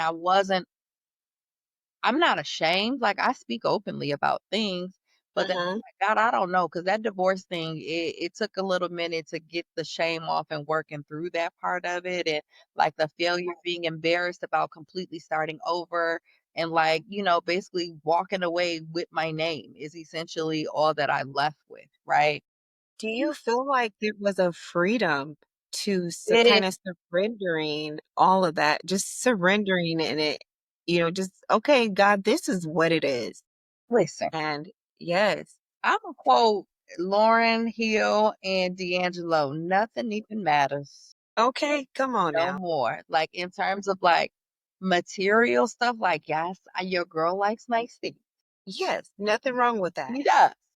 Yeah, And, like, none of that even mattered because what I experienced with my father, my heavenly father, is just like a safety that I've never experienced before. Like, and when I tell you I am living my softest life and I so happily surrendered that trying to make it happen and just be yeah, like, well, God, you know my expenses. You'll make a way for me, like, you'll do it, and, like, that probably will is making somebody uncomfortable hearing this or seeing this right now, that I'm like, I don't know, and I completely work for myself right now. yeah. Well, you are also work. Not true, Nope, let me correct nope. this. I Yeah, don't work for myself, I work for God, and I was come telling on you, now. God is my boss. Yes. Gave me my practice. He gave me this podcast and like he's given me the freedom to just be me.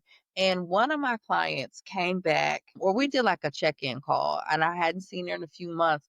And when we were talking, she said, Dr. J, did you like become a pastor in like 3 months or a preacher? And I just started cracking up. I was like, girl, God is over here doing a thing because He doing. she, and she's here for it. So why now is because that experience that I had as a woman, being able to identify like my love deficits, how that impacted who I dated, how I dated, and how I did not wait for who God sent me, how I thought the person because they matched so many of the things that I wanted, I just knew it had to be answered prayers, and it was a really good counterfeit. It was a really good trick of the enemy. And I'm not Wow. saying anything like bad about him. He just wasn't Mhm. supposed to be my forever person. Right, great. He wasn't Yep. supposed to be my forever person. And that and God is putting me in a position in like waiting and preparation Mhm. and modeling and having to live a Esther season so Mhm. that I can create this and inspire like other women. So when we tried to make it happen and didn't wait on God, how can we heal and recover from that? And this is not just women, because there's men out here that's going through the same type of stuff and need to heal from their own type of emotionally abusive relationships or whatever type of abuse that's happening, anything unhealthy and toxic in relationship. Yeah.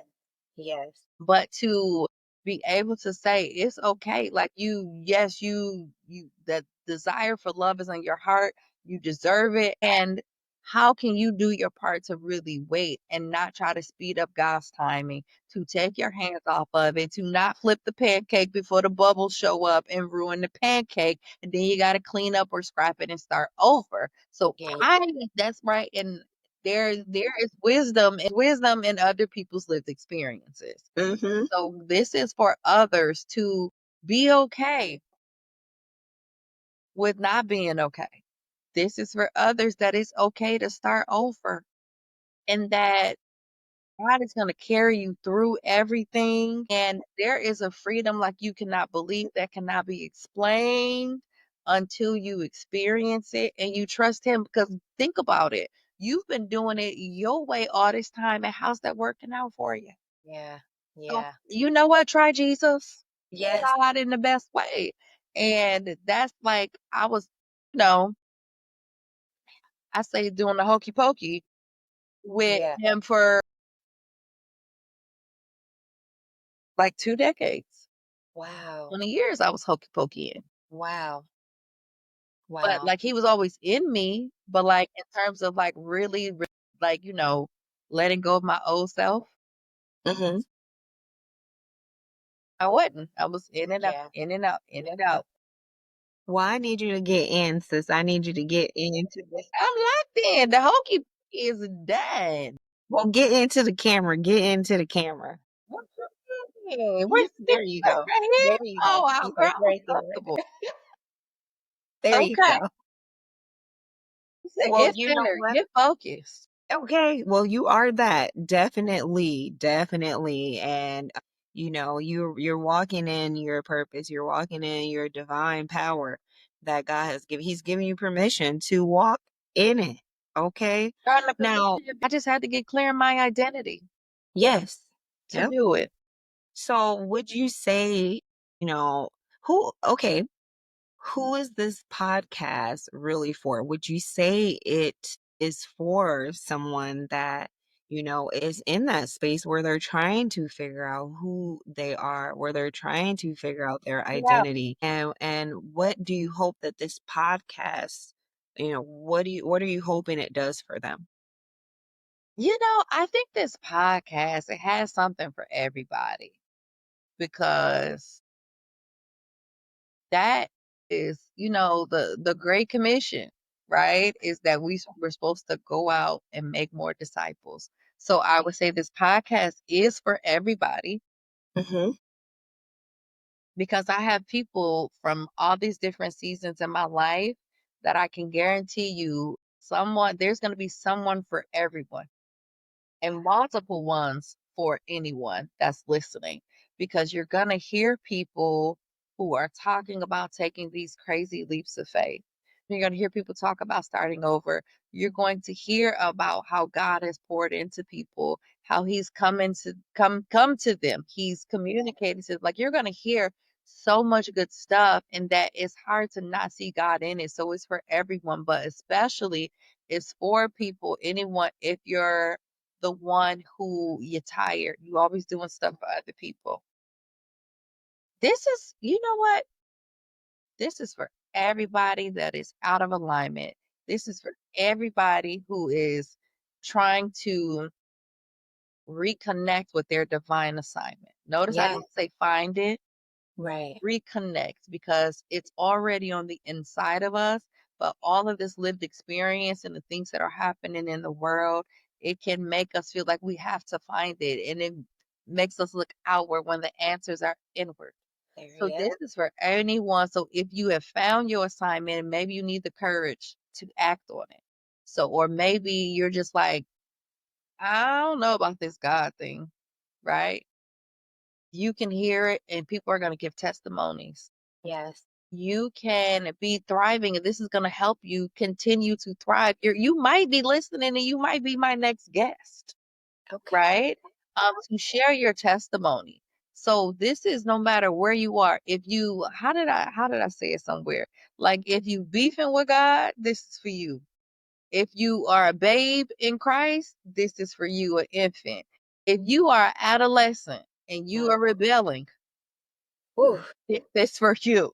Okay? Like if you are seasoned and you're good in your relationship and maybe you need to like dive in deeper, like this is for you. If you a senior citizen in that relationship, this is a reminder for then you need to be reaching back, right? Like yeah. there's something in here for everybody. So this is for anyone who truly wants to have a relationship with God. They're curious about a relationship with God, want to maintain and want to grow it. It's for everybody. And I know we're talking here as women, and right, you see me as a woman as a face. I have just as many men coming on the podcast as I Yeah. do women. And that is not by accident. God didn't tell me, even though I do have a special heart and a special lane for women, right? God didn't tell me only invite women. God said, talk to your people. You're not going to need famous people.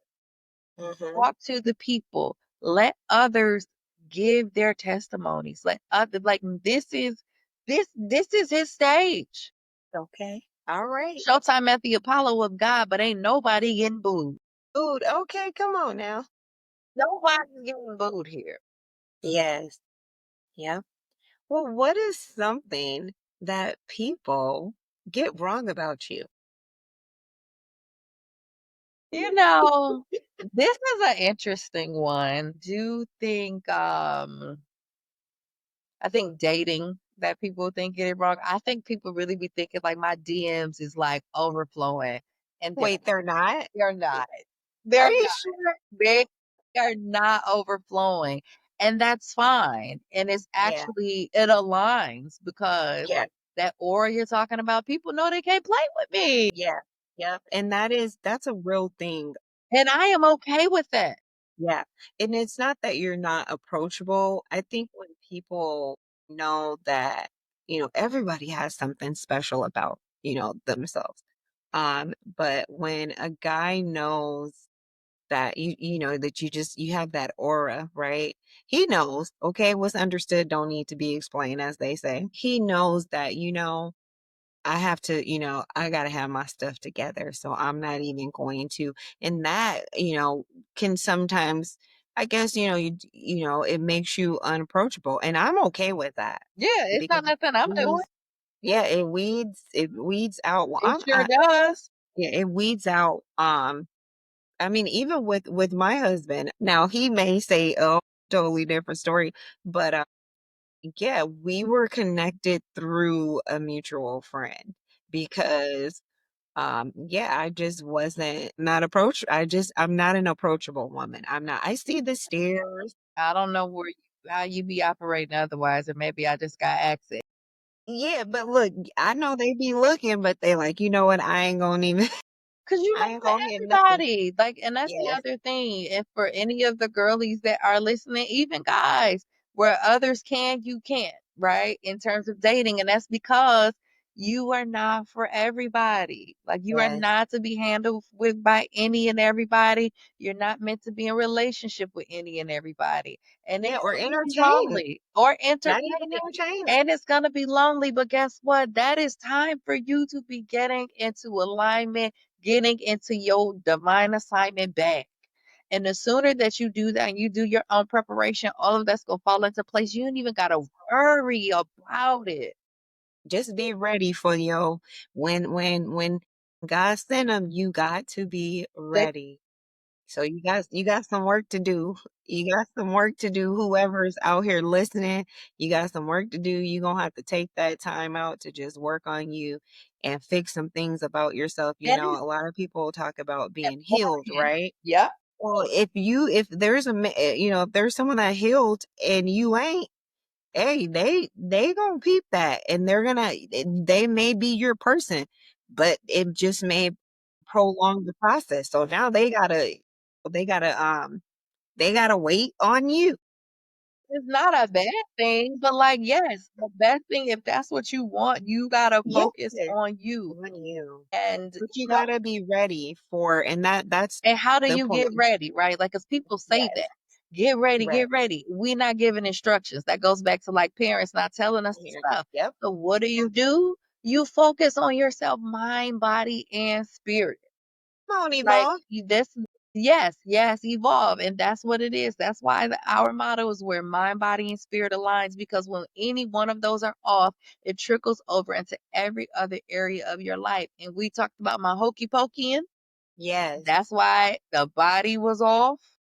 Like my Yes. body and spirit was off because I was not locked in with God spiritually. Like Yes. my soul needed more nourishing.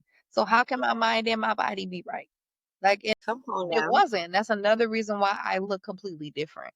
And so the best thing that you can do is pour into you. You will never regret investing in yourself.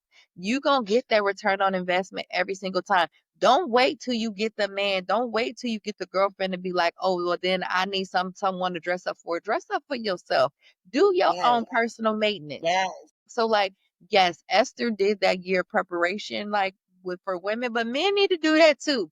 Brothers, Yes. y'all need to be getting y'all manicures and pedicures. Y'all need to get y'all grooming and stuff together. Don't be coming over there with them callous hands. We are Yes. not cavemen. Don't nobody want no calluses rubbing all up on them. She's schooling. You schooling right now. Like we all need to take pride in It's that. And some instruction. people have taught to be overly humble, or they don't want to like pop out too much or whatever, or they don't want to get too much attention. But baby, if you was born to shine, then shine. It takes more work to dim than shine, so shine. Shine. Yes, Shine. absolutely. So I'm hearing, you just kind of, in Taking up you're space. just, huh? I said taking up space. That was like the last Yes, thing you're just I taking up remember. space. Not just me, Y- but to people, our listeners, our viewers, our audience. Take up space. Yes. While you're waiting, take Yes. up space in the right way.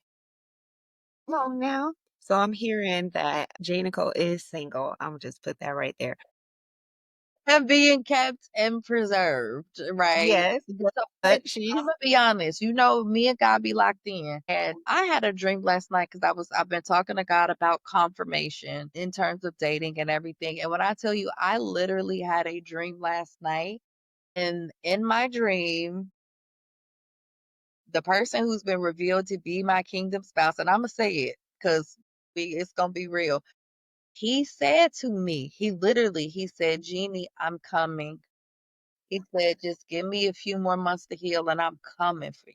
wow. This was a dream that I had last night, I woke up like, wait a minute, what was that you? and it felt like I was there. Like it felt so real, Real, and I yeah. was like, "Alright." Yes. Yes. Well, hey, you have prepared, you're, as we just mentioned, doing the work, getting ready, and you've given some instructions on how to do that, and I think, there is lack present in a lot of people because they just don't have the information. They just don't have the tools, the instructions in order because let's be real. Most people, they want to do good. Yeah. People aren't waking up just like, I'm just gonna just do the worst and be the worst. Most people want to do good, and it's just some people just don't have that accessibility, to the information that they need. But we had talked about this before, Yep, through technology. yeah, I mean, you can go on technology and learn how to change a tire now. I mean, it's yep. To literally, university. yes, it's there to help and to grow and to heal, and to become the best version of yourself. And then you have this podcast, this wonderful podcast where you can come and hear others talk about their journey, their experiences, and what they've done to become the best version of themselves, Yeah, to get to that yeah. season of rise, the season of thriving. Breathe and thrive in purpose, right? So, like, when you really lock in with faith, everything else becomes clear. Yes. He will give you what you need to know and see and the way that you need it because he knows each of us are his children. And so it's going to be packaged just for you. How you need to see it. Some of us, he know we be needing 3 and 4 times of confirmation. Some Mhm. of us, Yeah. right? He Yeah. gonna do it. Some of us are hard headed, so he do it, and he gonna make sure you can't ignore him and mistake. Yeah. But Well, that, you know what hey, he'll do. the rest will take care of itself. Yes. So, my next question is, what is Dr. J still working on in her own growth journey? Yeah. I'm doing the obedience thing, but I'm seeking more wisdom and wanting to hear God more clearly the first time. Yes. That's a challenge. Let's not just breeze over that. Yeah, Okay, do you mind just kind of leaning into that yeah, a little bit? yeah. Um, hearing God the first time and being obedient and you know, just having complete faith in what he Yeah. tells you. Yeah. How do you feel like what are some of the things um that you feel like have helped you get to that to Like I said, I've never felt like he's taken his hands off of me, but and he's like it took me a while to recognize when I was feeling the Holy Spirit and like confirmation. And so it took time, a pattern, right, to recognize what it was. And then once I really got into alignment with God to be able to recognize it. But there were times where I knew it was God. I've heard his voice like audibly or a voice, right? But sometimes when I say the first time, it could be the way the wind's blowing, and this means for me to turn around.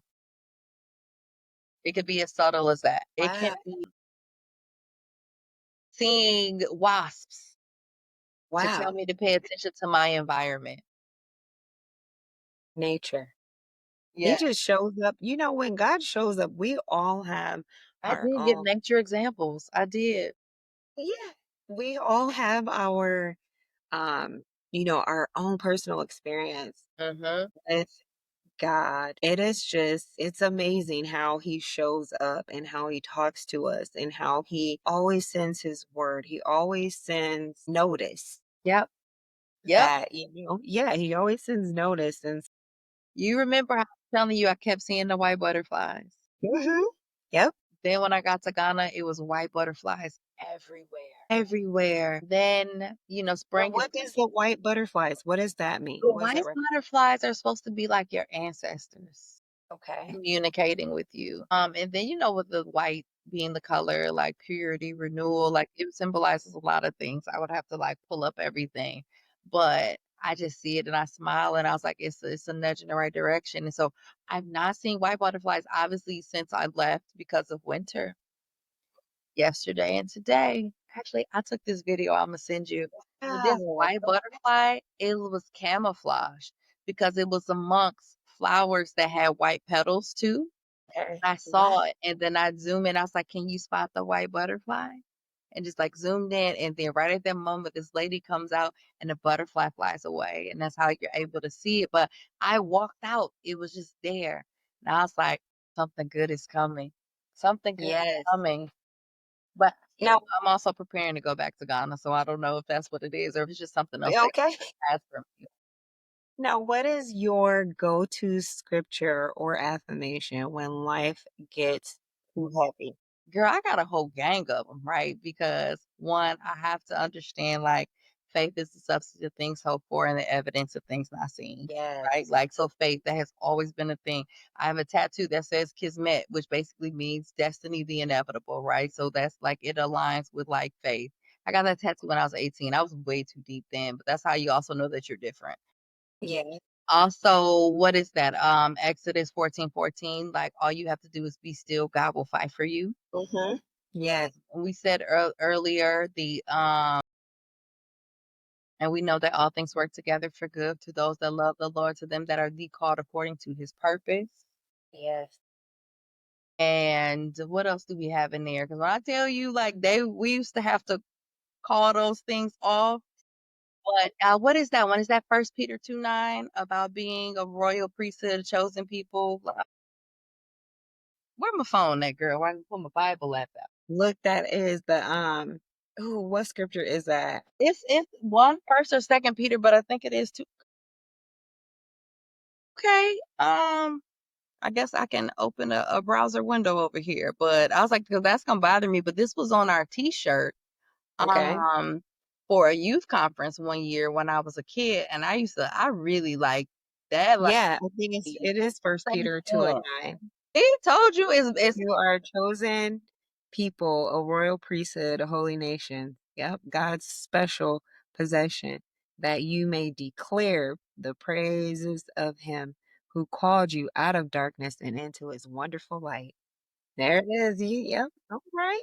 All right. So Yep. we know that we I could name others, but like that First Peter 2:9. Notice that was the only one I could tell you specifically, even though I know I mixed up some of them, some of that I gave you some Romans, I gave you some Hebrews in there, but yep, that First Peter 2:9. that right there reminds you who you are. Reminds you who you are. You are on, you know, a path or in a place where you just kind of like, I don't even know who I am. First Yep, Peter and 2 9. Imma shout out Dennis and Rochelle Hart because those were our youth group leaders, and they chose those scriptures to go on our Yes. T-shirts, and we had to memorize those. Yep. Now, just for fun, we will Mhm. go here to the fun. Uh, what is because we know that we know that there's there's a serious part of you. We know the we have been exploring different parts that makes up Dr. J. But if nobody else knows, I mean, you can just look at you and tell you're a lot of fun too. Yes, you do. So just for fun, Yes. okay, what is your favorite guilty pleasure or, kind of like your soft life moment? Those are 2 separate questions, I think, to be. Okay, it is it's two different questions. Yes, I think those are 2 different questions for me. Yes. So, I guilty pleasure, even though I've not been watching much TV, because 'cause Okay. I've been busy working, being a Trinity, been busy creating The Golden Girls. Thank That's you, your Auntie and a friend. Yes, I love those little old white ladies. oh my goodness. The Golden Girls, that is a whole thing for me. I used to go to sleep watching the Golden Girls, just put them on in the background, but that was something that I used to watch it with Auntie Merlene, my great aunt that raised me, when I was a kid. And I always loved, even though I was like Yeah, I'm looking adolescent good. age, I'm looking at these grannies, connecting to these grannies, Yeah. like I love them. So I would say that is definitely a guilty pleasure. Soft life, like, what would be, like, a ultimate soft life moment, or what does that look like for me? Like, I would say, like, engaging in, like, anything, like, self-care, like, I'm doing this thing now where I'm trying out all these new, just, like not new, but different or things that I've thought about, like, that are health, wellness, beauty things, so I've been doing the, floats where you Okay. are in, like, a bad like a it's like a even call it? It's like a anyway, it's a pool full of like salt water and just like essential oils. And like it's more complex than that, but like it heals and nourishes the body. So doing any of those things. So I'm doing the floats currently. I want to go check out like the salt Himalayan salt cave places. Okay, okay. Yeah. Doing health and wellness stuff like that and being okay in and I'm open to beauty stuff as long as it's non-invasive, right? Or like yeah, non-invasive. And just like really traveling. Like I love a good view, a water moment. Um yeah.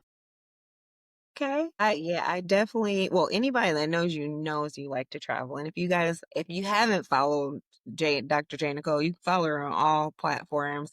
Evolve Therapy and Wellness. Also, you can follow them on all platforms. And you will see that J Nicole, she gets around. Okay. Dr. J. Around the world. Yes, around the world. Let me clarify that. Around the world.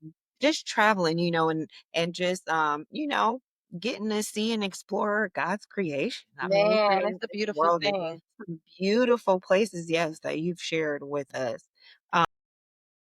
Uh, I want to move into more of, I guess, what, your legacy, Mm, right?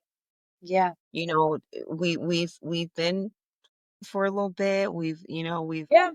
found out some things about you, but now, I want to go into more of you're building a brand, building a platform, um, and a legacy, right? What do you want people to take away from your voice when they're coming listening to these podcasts?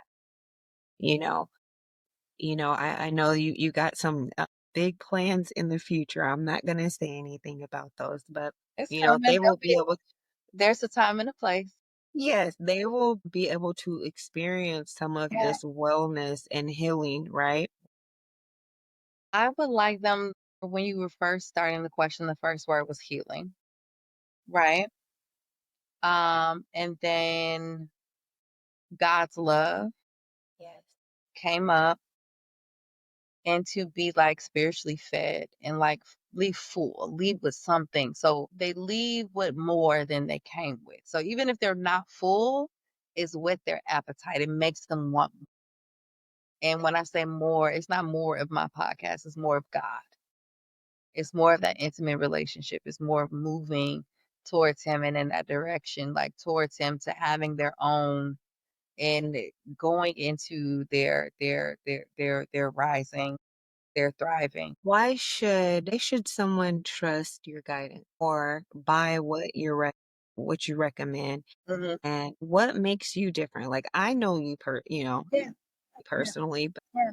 for those that are, just tuning in one day, you just Mhm. happen to pop up and they're like, "Ooh, let me see what she's talking about." Yeah, Yeah, like why should someone trust your guidance? yeah. And I think because of lived experiences, I don't hide behind my degrees, even though I got a gang of them. So you can call yeah. me Dr. Alphabet if you want, with all the letters that follow my name, right? Yes, But like, yes. I don't hide behind my degrees. I'm not afraid to share my lived experiences, Yes. and I've lived it, right? And if I haven't, I'm not gonna tell you to do anything that I myself wouldn't be willing to do.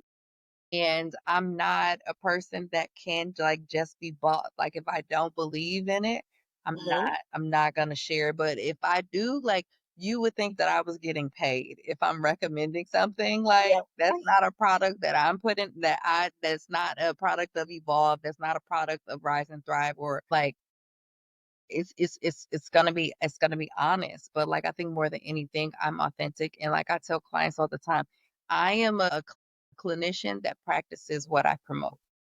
Yes. So I don't operate from a do as I say, not as I do, because I do as I say Yes. and I say as I do. That's good stuff. That's good stuff right there. And you do, I get to have these I was experiences like, with "Sis, you. And pack your walking shoes when you come yeah, visit me." yeah, yeah. And I just drinking tea with bee pollen and all yes, the things. Yeah. listen, let me tell you, it works. And the way that you just kind of welcomed me in and just, you was like, "Hey sis, you want to try this? You want to try that?" And I done brought it all the way back to where I'm at, which is we're thousands of miles away from each other. Yeah. And then I was able to take what you had given me, and there's others that's drinking their tea, they're walking, they're journaling, they are on a path to, find out who they really are and what their purpose really is. They're right. So listen, I can tell you that that's what makes you different. It actually works. And Lived it. yeah, absolutely. And I think that's what you're authentic. And that's what makes you different. That's what makes you different because you have some experiences. You're not just speaking from outside It's looking in. vulnerability too. It's Yeah, vulnerability. vulnerability. Yes. It's Yes. vulnerability. There you go. That's what makes you different. The Yeah. fact that, yes, you are a well accomplished woman.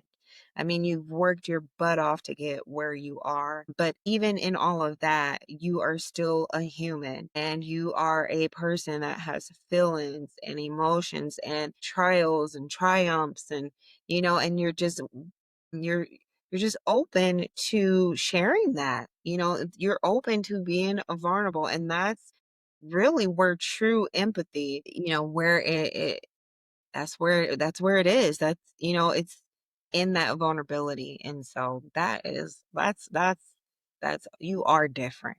You hear me, sis? You are Thank you. different. There was a time where I didn't wanna be, and now I'm like, I am different, and I You love do it. not I'm okay belong. being set apart. I'm okay with Yes, it, and that's yes, why I said I had to get clear in my identity.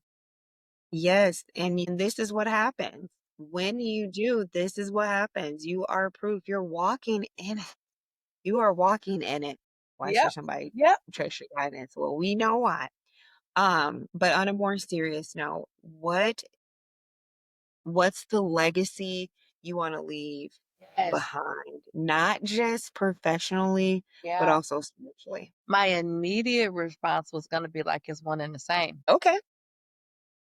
What you see, how I am, and what I was able to share, the bits of it is that it's how God has made me to be. Like, I'm one and the same. My profession is not me.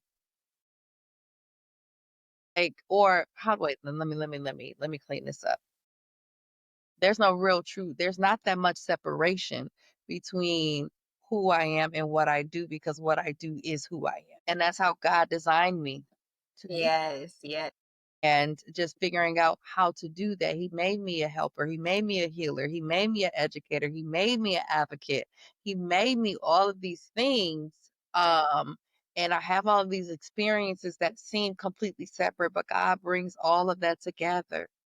And when you get into your alignment with your assignment, Yes. you can see clearly how these things that were otherwise unconnected, like random stars in the sky, actually make a constellation. Alignment with your assignment. What? Dr. J got bars, y'all. I can't take Got credit. bars. That comes from a song. It's called Divine Assignment by Jim and L. I can't take full credit. I used to listen to that joint on repeat. That was a part of music was a really part of a big part of my life, waking up, my gentle Yeah. rise, music, and that helped to transition and shift my mindset. Wow. Well, you know what? We We have can got to go on talk. and on, I know, but we We gotta wrap it at some we point. gotta wrap it up, sis. We gotta wrap it up, man. With that being said, if you could leave the audience with one powerful truth Yes, to help them rise and thrive, yes. what would it? And that's the signature question that I give for every guest. You would think that I would have prepared, but I also didn't want to because I wanted to leave room for the Holy Spirit to just really tell me what to be just be a vessel to tell, to let I just wanted to be present and allow the Holy Spirit to lead and for God to shrink me and amplify himself. Yes. So this is not like a super bar or a gym as much as it's simple. It's just like trust God. He has your best interest at heart, and you've been doing it your way long enough. Like give God a try who has a perfect track record. Trust him. He's just waiting on you. Your biggest thrive ever comes from getting into alignment with God. I guess that's it. Trusting God for your peace. Trust. Yep. Trusting God. Yep. It has been wonderful just being able to talk to you and Yeah. And thank you, sis, for switching seats with me and getting behind the mic. to Evolve Therapy and Wellness. And now you have some history, some behind the scenes on where this all was birthed. It all comes from this little girl from a little town. We're a city, not a town, but it felt like a town with It is. and that's Let one me thing. Hardly home, but always repping. Shout out to the listen. Southside Racine. Shout out to Racine. I'm from 6th Street, but I mean Racine it's Racine, It's and at the racing. end of the day, we all gonna represent no matter where we. Yes. And shout out to the South Side too. Actually, Yes. I've lived on like every side of town in Racine. Yes, ma'am. So, yep, shout out. But this all started because you were born with a purpose, and You are walking in that purpose.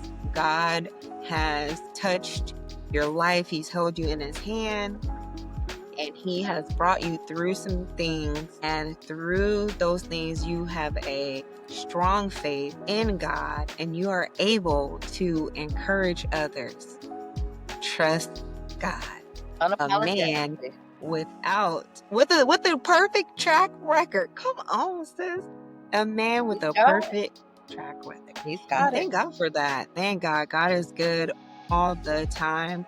And thank you for having me and allowing me to talk to you and interview you. And thanks for having me too. Thank you. Yes, and we're gonna have you back for your own episode in the future. So y'all stay tuned. So if y'all like what y'all heard here with my big sissy, she's gonna have more, you're gonna learn more about her and some of her testimony and her relationship with God. And so thank you again for tuning in to another episode of Rise and Thrive with Dr. J. Nicole. And here we keep it real, it's not churchy, but it's honest, right? Like, and we can't help but talk about God because he's in the mix of it all. So we look forward to seeing you next time, next week. Episodes drop every Tuesday, and we're going to keep rising in faith and thriving in purpose. And see you next time.